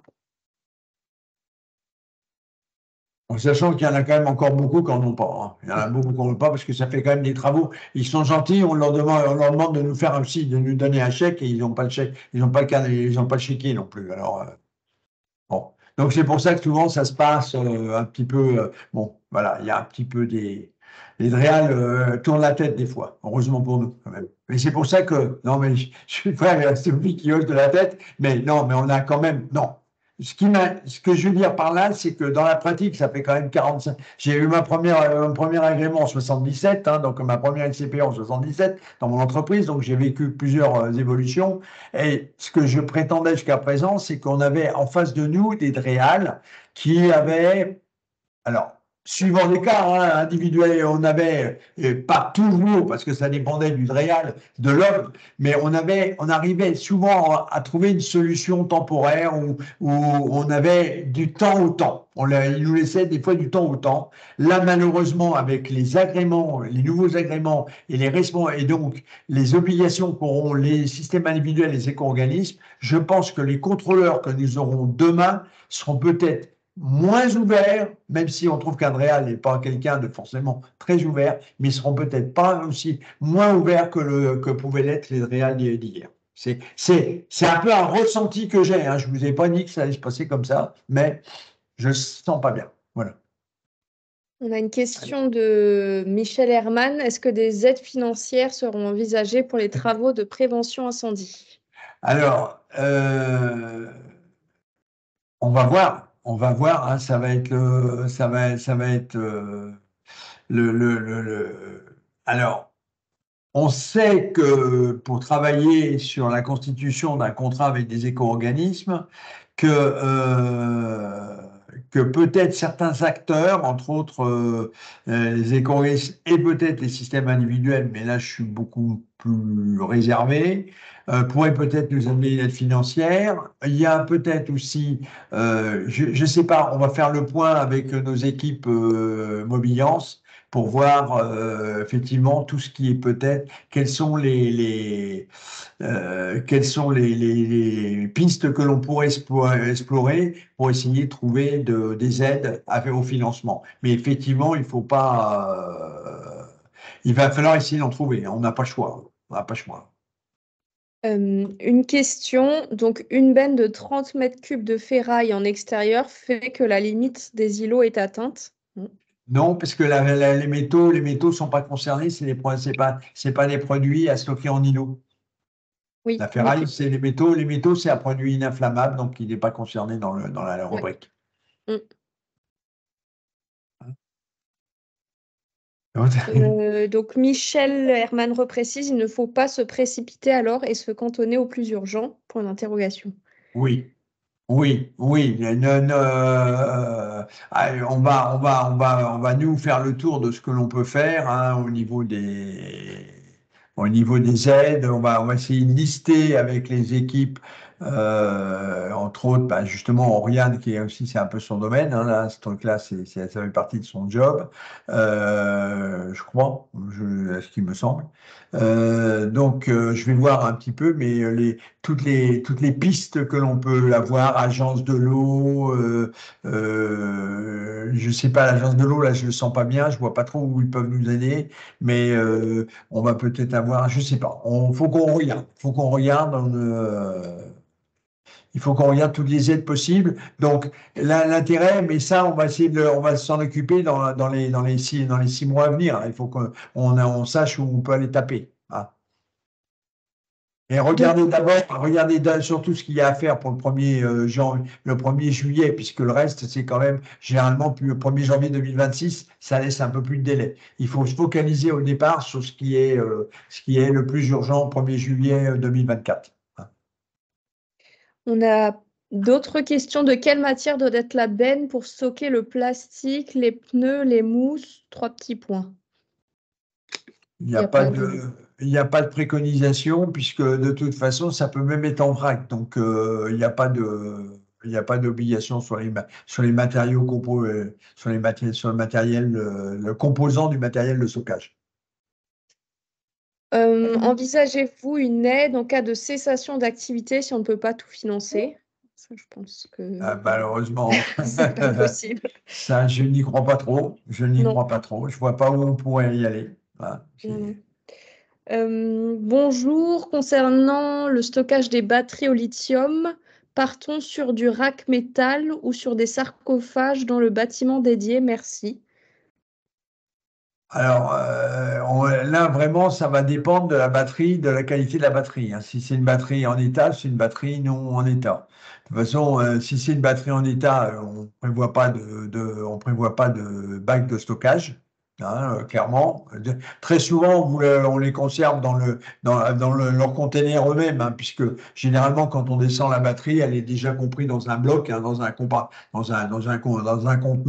et on stocke ces contenants-là. Hein. Mais par contre, surtout, il faut faire penser que ces contenants, les batteries ne peuvent pas être superposées les unes sur les autres. Hein. Il faut laisser du passage d'air entre chaque, même si c'est pas notifié, laisser de l'aération entre les batteries. Par contre, le sarcophage sera obligatoire pour toutes les batteries à risque. Ça, les batteries à accidentées, ça c'est clair.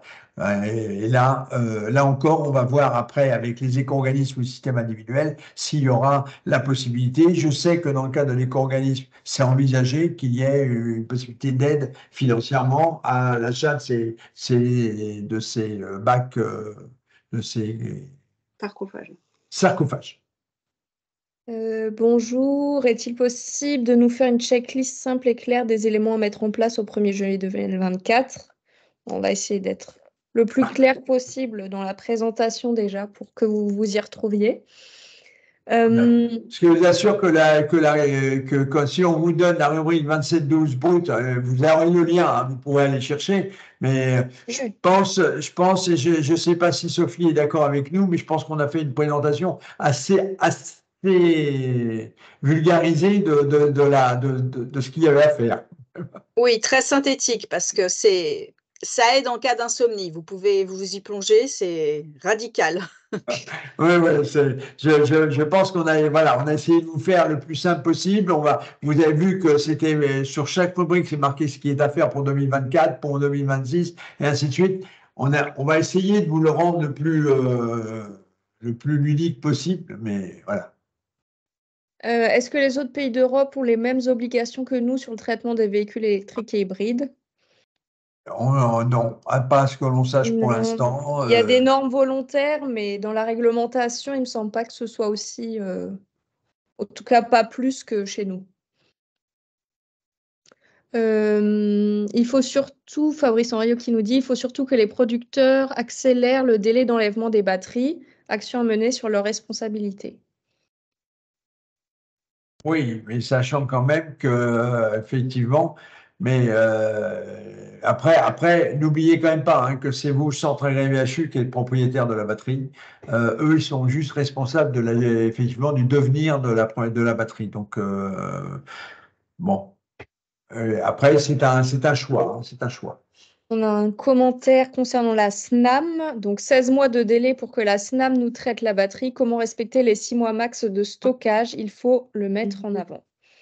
Oui, bah, non, mais là, je reviens à ce que j'ai dit tout à l'heure, à l'impossible, il est tenu. Hein, et quand il y a pas, je vois pas qui viendra reprocher à quelqu'un, clairement. Mais de toute façon, ce qui va nous permettre de mettre du booster. Mais pour l'instant, vous savez, vous entendez partout ça. Tout le monde veut faire le boulot de tout le monde. On travaille.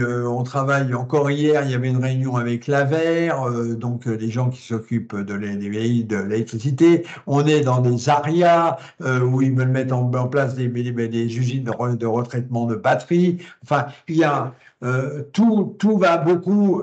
L'année 2024 va aussi être une année de changement, d'organisation, parce que je suis désolé de vous le dire, mais maintenant vous l'avez pu le constater un certain nombre de fois. Je vous rappelle que les agriculteurs mettent les panneaux d'entrée de village à l'envers pour montrer qu'on marche sur la tête, mais c'est pas faux, c'est vraiment pas faux. On marche sur la tête, et le problème qu'on a avec ces véhicules électriques et hybrides, c'est que le législateur a lancé un gros tas en l'air, enfin le législateur et l'Europe ont lancé un gros tas en l'air, et aujourd'hui ils découvrent petit à petit où ils retombent. D'accord? Mais malheureusement, on n'a pas le dernier épisode, je vous l'ai dit, on verra comment ça va se passer. Alors, la même personne précise, c'est l'assureur qui viendra reprocher en cas d'incendie le moindre non-respect de la rubrique. Eh oui, eh oui, oui, donc ça va être, on est bien d'accord, on est pris en étau et aujourd'hui on n'a pas. Alors par contre, attention, hein, essayez d'avoir à chaque fois des justificatifs qui expliquent que bah, le délai peut pas être respecté, ce qui permettra en cas de contentieux d'avoir un peu de soutien. Mais je sais pas honnêtement comment ça va se passer demain.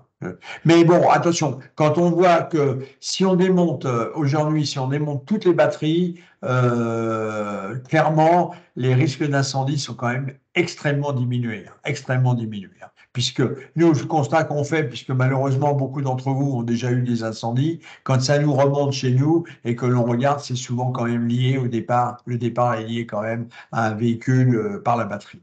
Donc, c'est vraiment pour ça que il nous paraît vraiment indispensable que les batteries soient démontées. Voilà. Oui, on a d'autres commentaires là-dessus.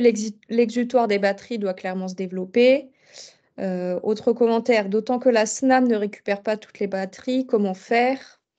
Oui, mais ça, c'est pareil. Pour l'instant, la SNAM est un petit peu. Aujourd'hui, il n'y a que deux sociétés qui récupèrent. Il y a la SNAM et puis une autre Il y a société. Veolia qui a une Oui, structure. mais tout ça, c'est en train de se mettre en place. Hein. Aujourd'hui, il y en a deux, demain, il y en aura 10, quoi. Ça va vite, vite progresser quand même.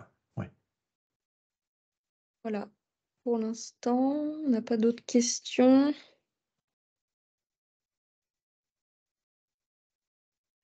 Nous avons toujours enlevé nos batteries. Maurice. Martin Maurice qui Ah, nous oui. dit ça. Mais on l'entend, mais malheureusement, Maurice, tout le monde ne le fait pas. Et même chez moi, je me bats en interne, hein, je vous le dis honnêtement. Donc, vous voyez, je ne me sens pas meilleur élève que les autres, hein, d'accord? Que Alors, on certains. a une question. Démontage batterie au plomb classique égale débranchement? Point d'interrogation. Alors, Oui, jusqu'à présent, c'était largement suffisant, hein. Ce qu'on demandait, c'était de débrancher la batterie au plomb, hein. C'était qu'il n'y ait pas de lien avec enfin, qu'il n'y ait pas de courant électrique qui circule dans la voiture. Quand on l'a débranché, ça fonctionnait. Par contre, là, dans la nouvelle réglementation, vous avez vu que malgré tout, vous avez un mois pour la débrancher et la démonter. Donc là, Oui. maintenant, ils imposent en plus le démontage.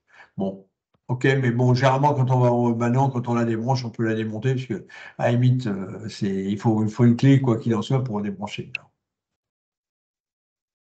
Alors, en cas d'incendie, l'eau qui est dans la piscine, donc dans la zone Oui. d'immersion, quel traitement? Point d'interrogation.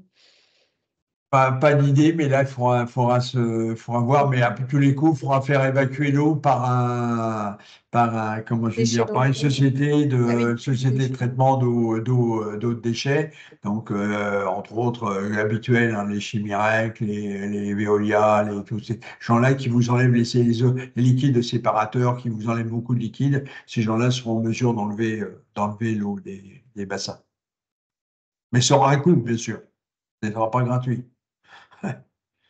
Malheureusement. À chaque fois, on paye de l'argent.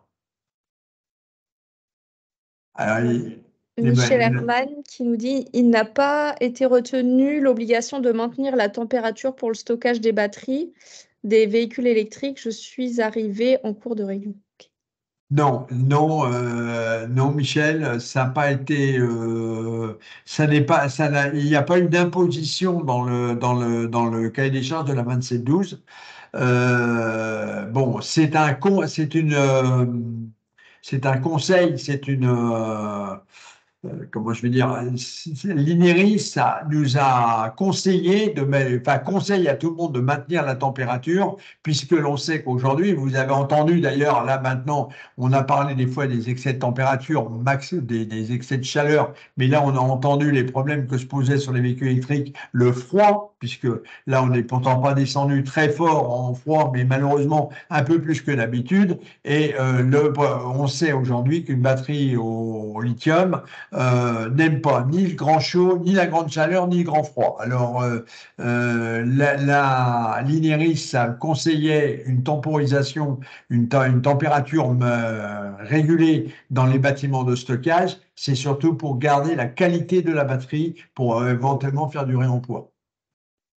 Mais ce n'est pas une obligation. C'est pas une obligation. Alors, question, que faire quand les sociétés de la filière pneus mettent des semaines pour venir récupérer les pneus usagés et que le stockage sorte de l'îlot? On arrête le traitement? Je parle de Sevilla pour le coup. Alors, déjà, bah là, on verra, puisque maintenant, vous savez que ça va plus être géré comme hier, puisque Aliapur a créé un éco-organisme, FRP a créé et maintenant, il y a un troisième éco-organisme, donc il y aura le choix. Mais c'est lié uniquement à l'enleveur, mais il ne faut pas hésiter à remonter auprès de FRP. Je ne sais pas si vous travaillez avec FRP ou Aliapur. C'est intéressant de savoir, hein, d'ailleurs, sur la personne qui a des problèmes, si elle a déjà consulté les autres acteurs, parce que vous savez qu'aujourd'hui, vous avez quand même deux acteurs qui sont Aliapur et FRP. Si celui avec qui vous travaillez, parce que ce soit Aliapur ou FRP, ce sont des organismes de gestion de collecte, et derrière, ce sont des collecteurs indépendants. Donc, si si le collecteur qui doit intervenir chez vous n'intervient pas dans les délais, il est peut-être intéressant de changer de prendre contact avec le gestionnaire, donc soit Aliapur ou FRP, pour monter votre mécontentement, hein. Voilà. Et éventuellement changer d'organisme. Vous n'avez pas une obligation de travailler avec l'un, hein, avec lui automatiquement. Ce n'est pas une obligation. Nous avons Jérémy Antini qui demande peut-on avoir le rapport INERIS sur le site de Mobiliance? Et il y est déjà, il me semble, non? Non, pour l'instant, on ne l'a pas diffusé, Patrick. Alors, là encore, je vais être très transparent avec vous tous. Le rapport INERIS, j'ai fait une présentation du rapport INERIS au directoire de chez Mobiliance. Parce que bon, vous avez pu voir que dans le cadre de ce rapport, quand on vous l'a présenté, ça allait toucher la totalité des métiers de chez Mobiliance, hein, quasiment, puisqu'on commence du dépanneur jusqu'au petit MRA. Donc tous les gens de la maintenance ou de la réparation collision et du transport sont concernés. Et compte tenu de la bombe qu'ils ont vu que ça allait faire, ils nous ont demandé ils nous ont demandé de ne pas publier ce rapport. Euh, bon, ça fait un moment que ça dure et je trouve que c'est bon. Donc, on va certainement le mettre. Ce qu'on ne voulait pas, c'est communiquer trop à la presse, parce que vous savez qu'en ce moment, le sujet des véhicules électriques est un sujet tabou.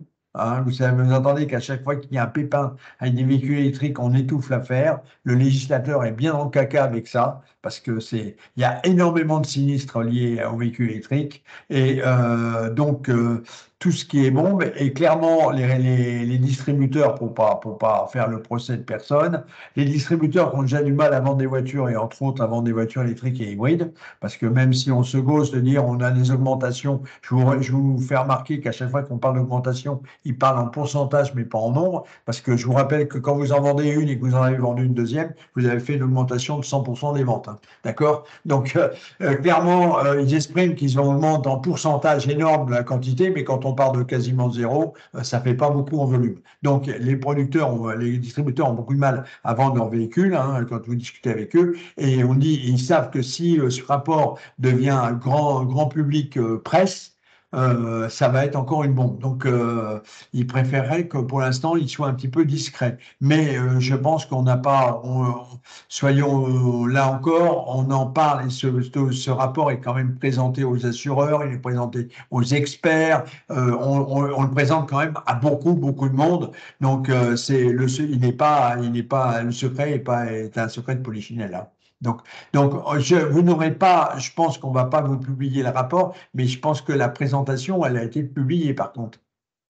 Elle a été mise sur le site, non? Pour l'instant, non. On a les slides en stock qu'on avait présentés Bon, aux réunions donc je régionales. pense que Claire, on va mettre en ligne les slides, on met pas le rapport complet des Ok. 74 pages, d'accord? Comme ça, voilà. Mais Jérémy, j'ai répondu à peu près à ta question. Parce que dans les présentations, après, on rentre dans le dur avec du contenu, quoi, comme on vous parlait pour l'ICPE. Mais ce qui importe, c'est que vous avez les grandes lignes du sujet qui sont intéressantes.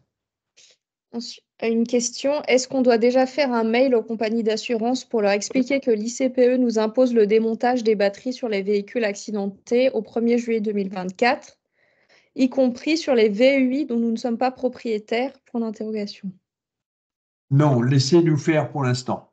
Je vais vous dire, laissez Mobiliance se gérer.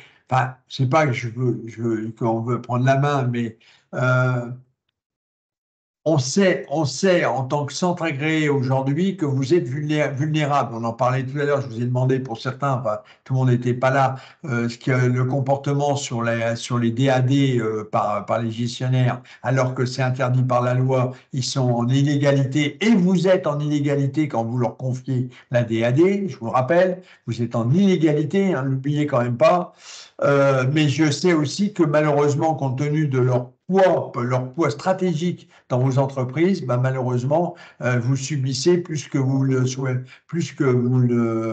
souhaiteriez. Donc, allez sur ces sujets-là, tous les sujets sensibles, montez pas. Enfin, ce que je vous propose, c'est pas monter vous au créneau. C'est notre rôle. Là, nous, on peut monter. Nous, on n'a pas on n'est pas contractualisé avec eux. On n'a pas de. Par contre, nous, et on a du poids pour leur expliquer les nouvelles règles. On a une écoute quand même avec eux. Et entre autres, ils nous ont demandé, il n'y a pas si longtemps que ça, Claire, ils nous avaient demandé de refaire une visio avec eux, hein, sur le véhicule électrique. Donc, tout ça, on va pouvoir en parler, on va voir avec eux. Mais il ne faut pas s'inquiéter non plus, les assureurs vont pas se mettre en porte-à-faux. Les assureurs, vous savez, eux, ce qui est important pour un assureur, c'est de ne pas faire plus que le copain d'à côté. C'est ça qui l'importe. Mais si tout le monde est concerné, ça se neutralise, c'est le consommateur qui paye. Hein, donc, voilà, à la fin. On a un commentaire de Anthony Bonin qui dit l'Ineris conseille aussi de maintenir une certaine charge de la batterie lors de son stockage. Alors là encore, c'est pas l'ICPE s'en fout, mais Oui. nous non, nous non parce que effectivement, alors attention, il faut pas qu'elle soit trop chargée, il faut pas qu'elle soit trop déchargée. C'est pour ça qu'il conseille, il y a un conseil de maintenir les batteries à 30% de charge. Pourquoi? Ben, c'est surtout pour garder leur valeur, parce que je vous rappelle quand même que les batteries bon, aujourd'hui, on a du mal, on n'a pas le marché pour les écouler, mais demain, il y aura le marché pour les écouler. Donc, c'est un produit de réemploi. Et dans le cas du produit de réemploi, la charge moyenne, la charge minimum, enfin la charge idéale est à conseiller. Donc, voilà, c'est pas. Voilà, c'est pour des raisons de revente, hein, de capacité de revente du produit. Ensuite, on a des questions qui repartent sur la filière REP. A-t-on des éco-organismes et systèmes individuels qui ont déposé des dossiers à ce jour? Alors, je vais me tourner un peu si Fabrice est encore avec moi, parce que à ce Fabrice dit jour, oui.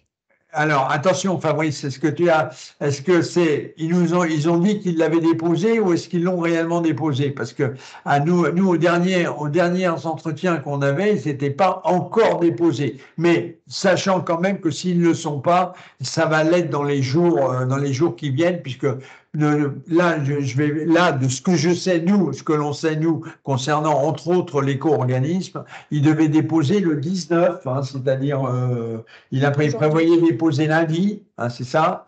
Et bon, il aura quelques jours de retard, mais c'est prévu. Alors, a priori, oui pour Stellantis et Volkswagen.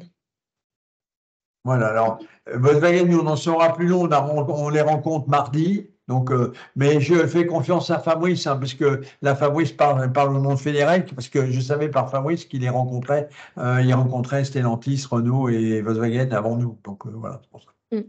Hein. On a Michel Herman qui revient sur le courrier. Donc, nous ne recevrons pas le modèle de courrier concernant l'illégalité liée à la délégation des DAD. Alors, si Si, on en a parlé au début, oui. on vous les donnera. On va vous les envoyer, les modèles. Ouais. On va vous envoyer ce qu'on a envoyé les courriers qu'on a envoyés aux deux gestionnaires distributeurs, parce qu'il y en a deux qui font ça. Il y a Indra et Valeur Auto, et on leur a envoyé à tous les deux une lettre commandée. Hein, c'est pas clairement, hein, c'est pas, on leur a pas envoyé un petit courrier simple. Hein, c'est des courriers recommandés qu'on leur a envoyés pour qu'ils arrêtent cette activité. On a eu une réponse de Valeur Auto où justement il mélange les chèvres et les choux. Donc on lui a renvoyé un courrier que j'ai validé, enfin même pas, que Claire attend ma validation, Voilà. que j'ai hier soir. J'ai lu hier soir pour validation, puisque pour lui répondre qu'il mélange tout et qu'il faut qu'on maintient notre position. Mais on n'avait pas de nouvelles d'Indra, donc on ne savait pas si Indra avait stoppé ou s'il continuait. Il continuait, d'après ce que vous m'avez dit ce matin, il continue à demander, il continue à le faire. Et donc là, pour l'instant, on l'a fait, je ne vous cache pas, c'est des courriers qui sont partis au nom de Mobiliance. Mais sans réaction de leur part, ça va partir là maintenant. Il y aura un deuxième courrier qui va partir à l'entête de notre cabinet d'avocats et on l'attaquera s'il y a besoin. Donc voilà. Mais vous aurez là maintenant des copies, donc on va vous envoyer en copie pour que vous sachiez et que vous puissiez même ne serait-ce que leur dire, bah, attendez, nous on a reçu un courrier CNPA. Vous voyez, si vous les mettez un petit peu en disant on comprend pas trop, vous nous demandez, voilà, qu'on crée le doute et qu'on crée un petit peu la tension chez eux. Et je pense même éventuellement le communiquer à la presse, hein, je vous le dis honnêtement. D'autres questions? Il y a encore d'autres choses? Non, on n'a pas d'autres questions. Ben, vous voyez qu'on avait prévu 10h midi, et 11h56. Je respecte même l'horaire.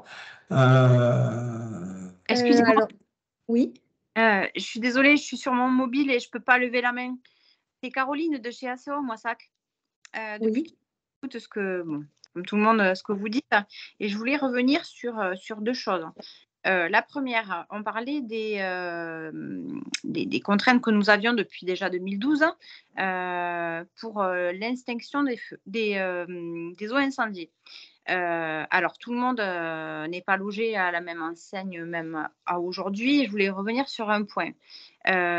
C'était un petit peu par rapport à l'inspecteur de Réal.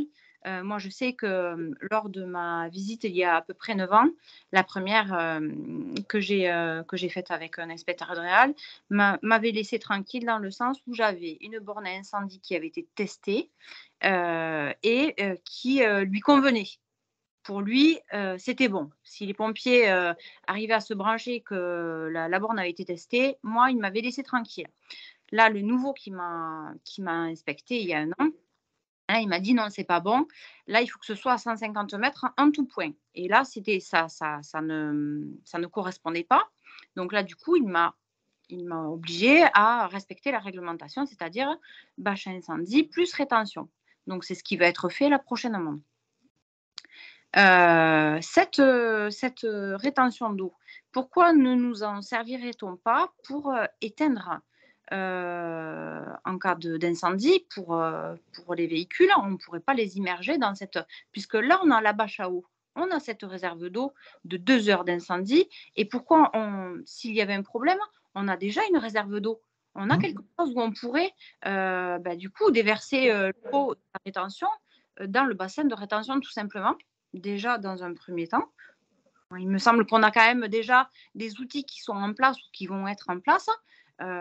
Et on nous redemande de financer des piscines ou ne serais-je dans des contenants particuliers pour éteindre ces véhicules-là, alors qu'on a déjà peut-être des moyens pour pouvoir le faire déjà.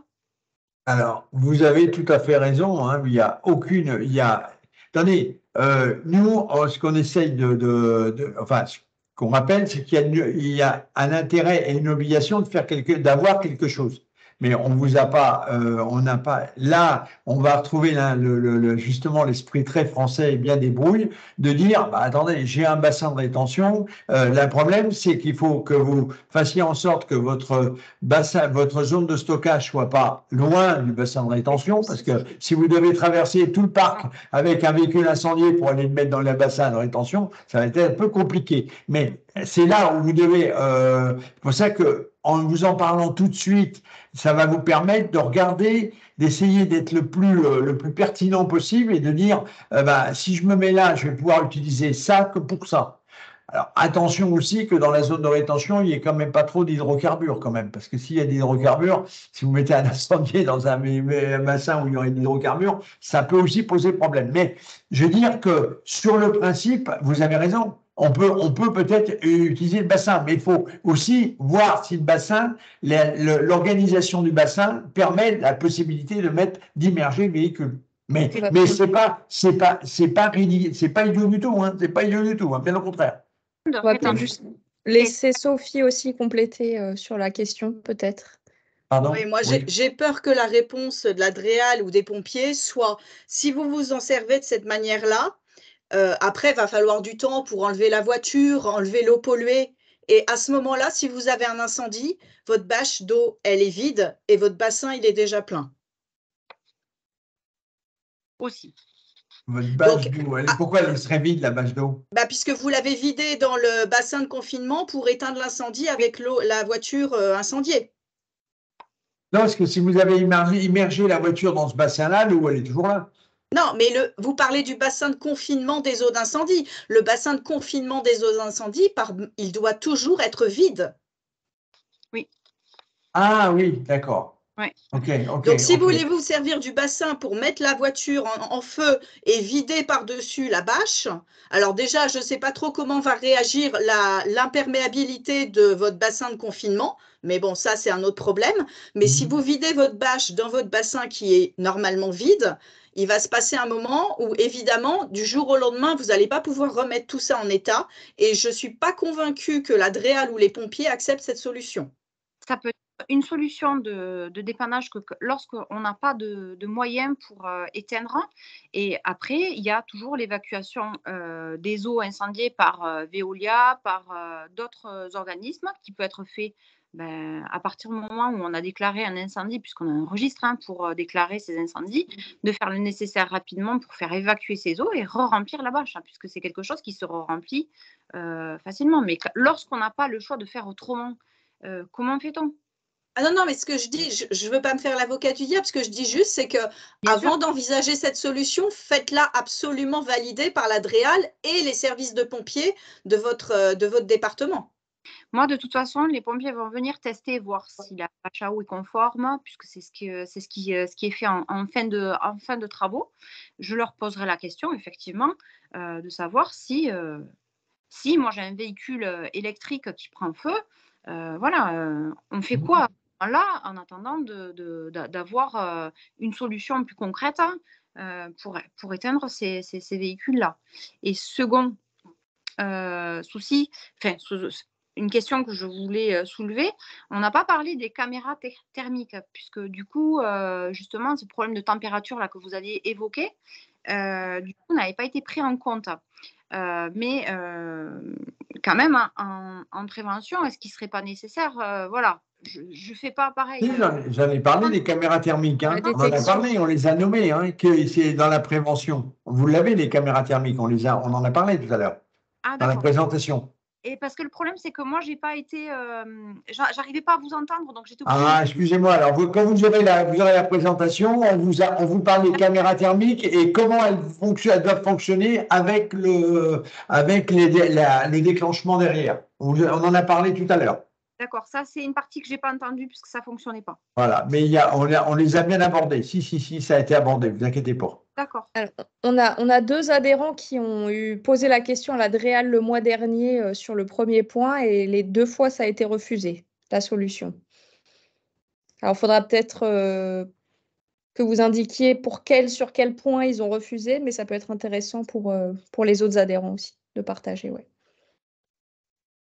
Voilà, donc c'est ce qui est super dans les webinaires comme ça, c'est qu'on a plein de cas et ça permet d'avoir des fois des questions et des réponses, quoi. Parce que malheureusement, on n'a pas toujours toutes les réponses à vous donner. Écoutez, s'il n'y a plus de questions, je vous remercie d'avoir participé à cette webinaire et je vous souhaite à tous un excellent week-end. Et donc, écoutez, à chaque sujet nouveau, on vous tiendra au courant. Là, je pense on organisera certainement quelque chose avec les premières publications de contrats. On essaiera de vous faire un peu le débrief de ces types de contrats, ce qui est bien, ce qui est moins bien, voilà. OK? Merci à tous et à très bientôt, j'espère. Bonsoir. Merci. Au revoir. Au revoir. Au revoir. On se rappelle, Claire? OK.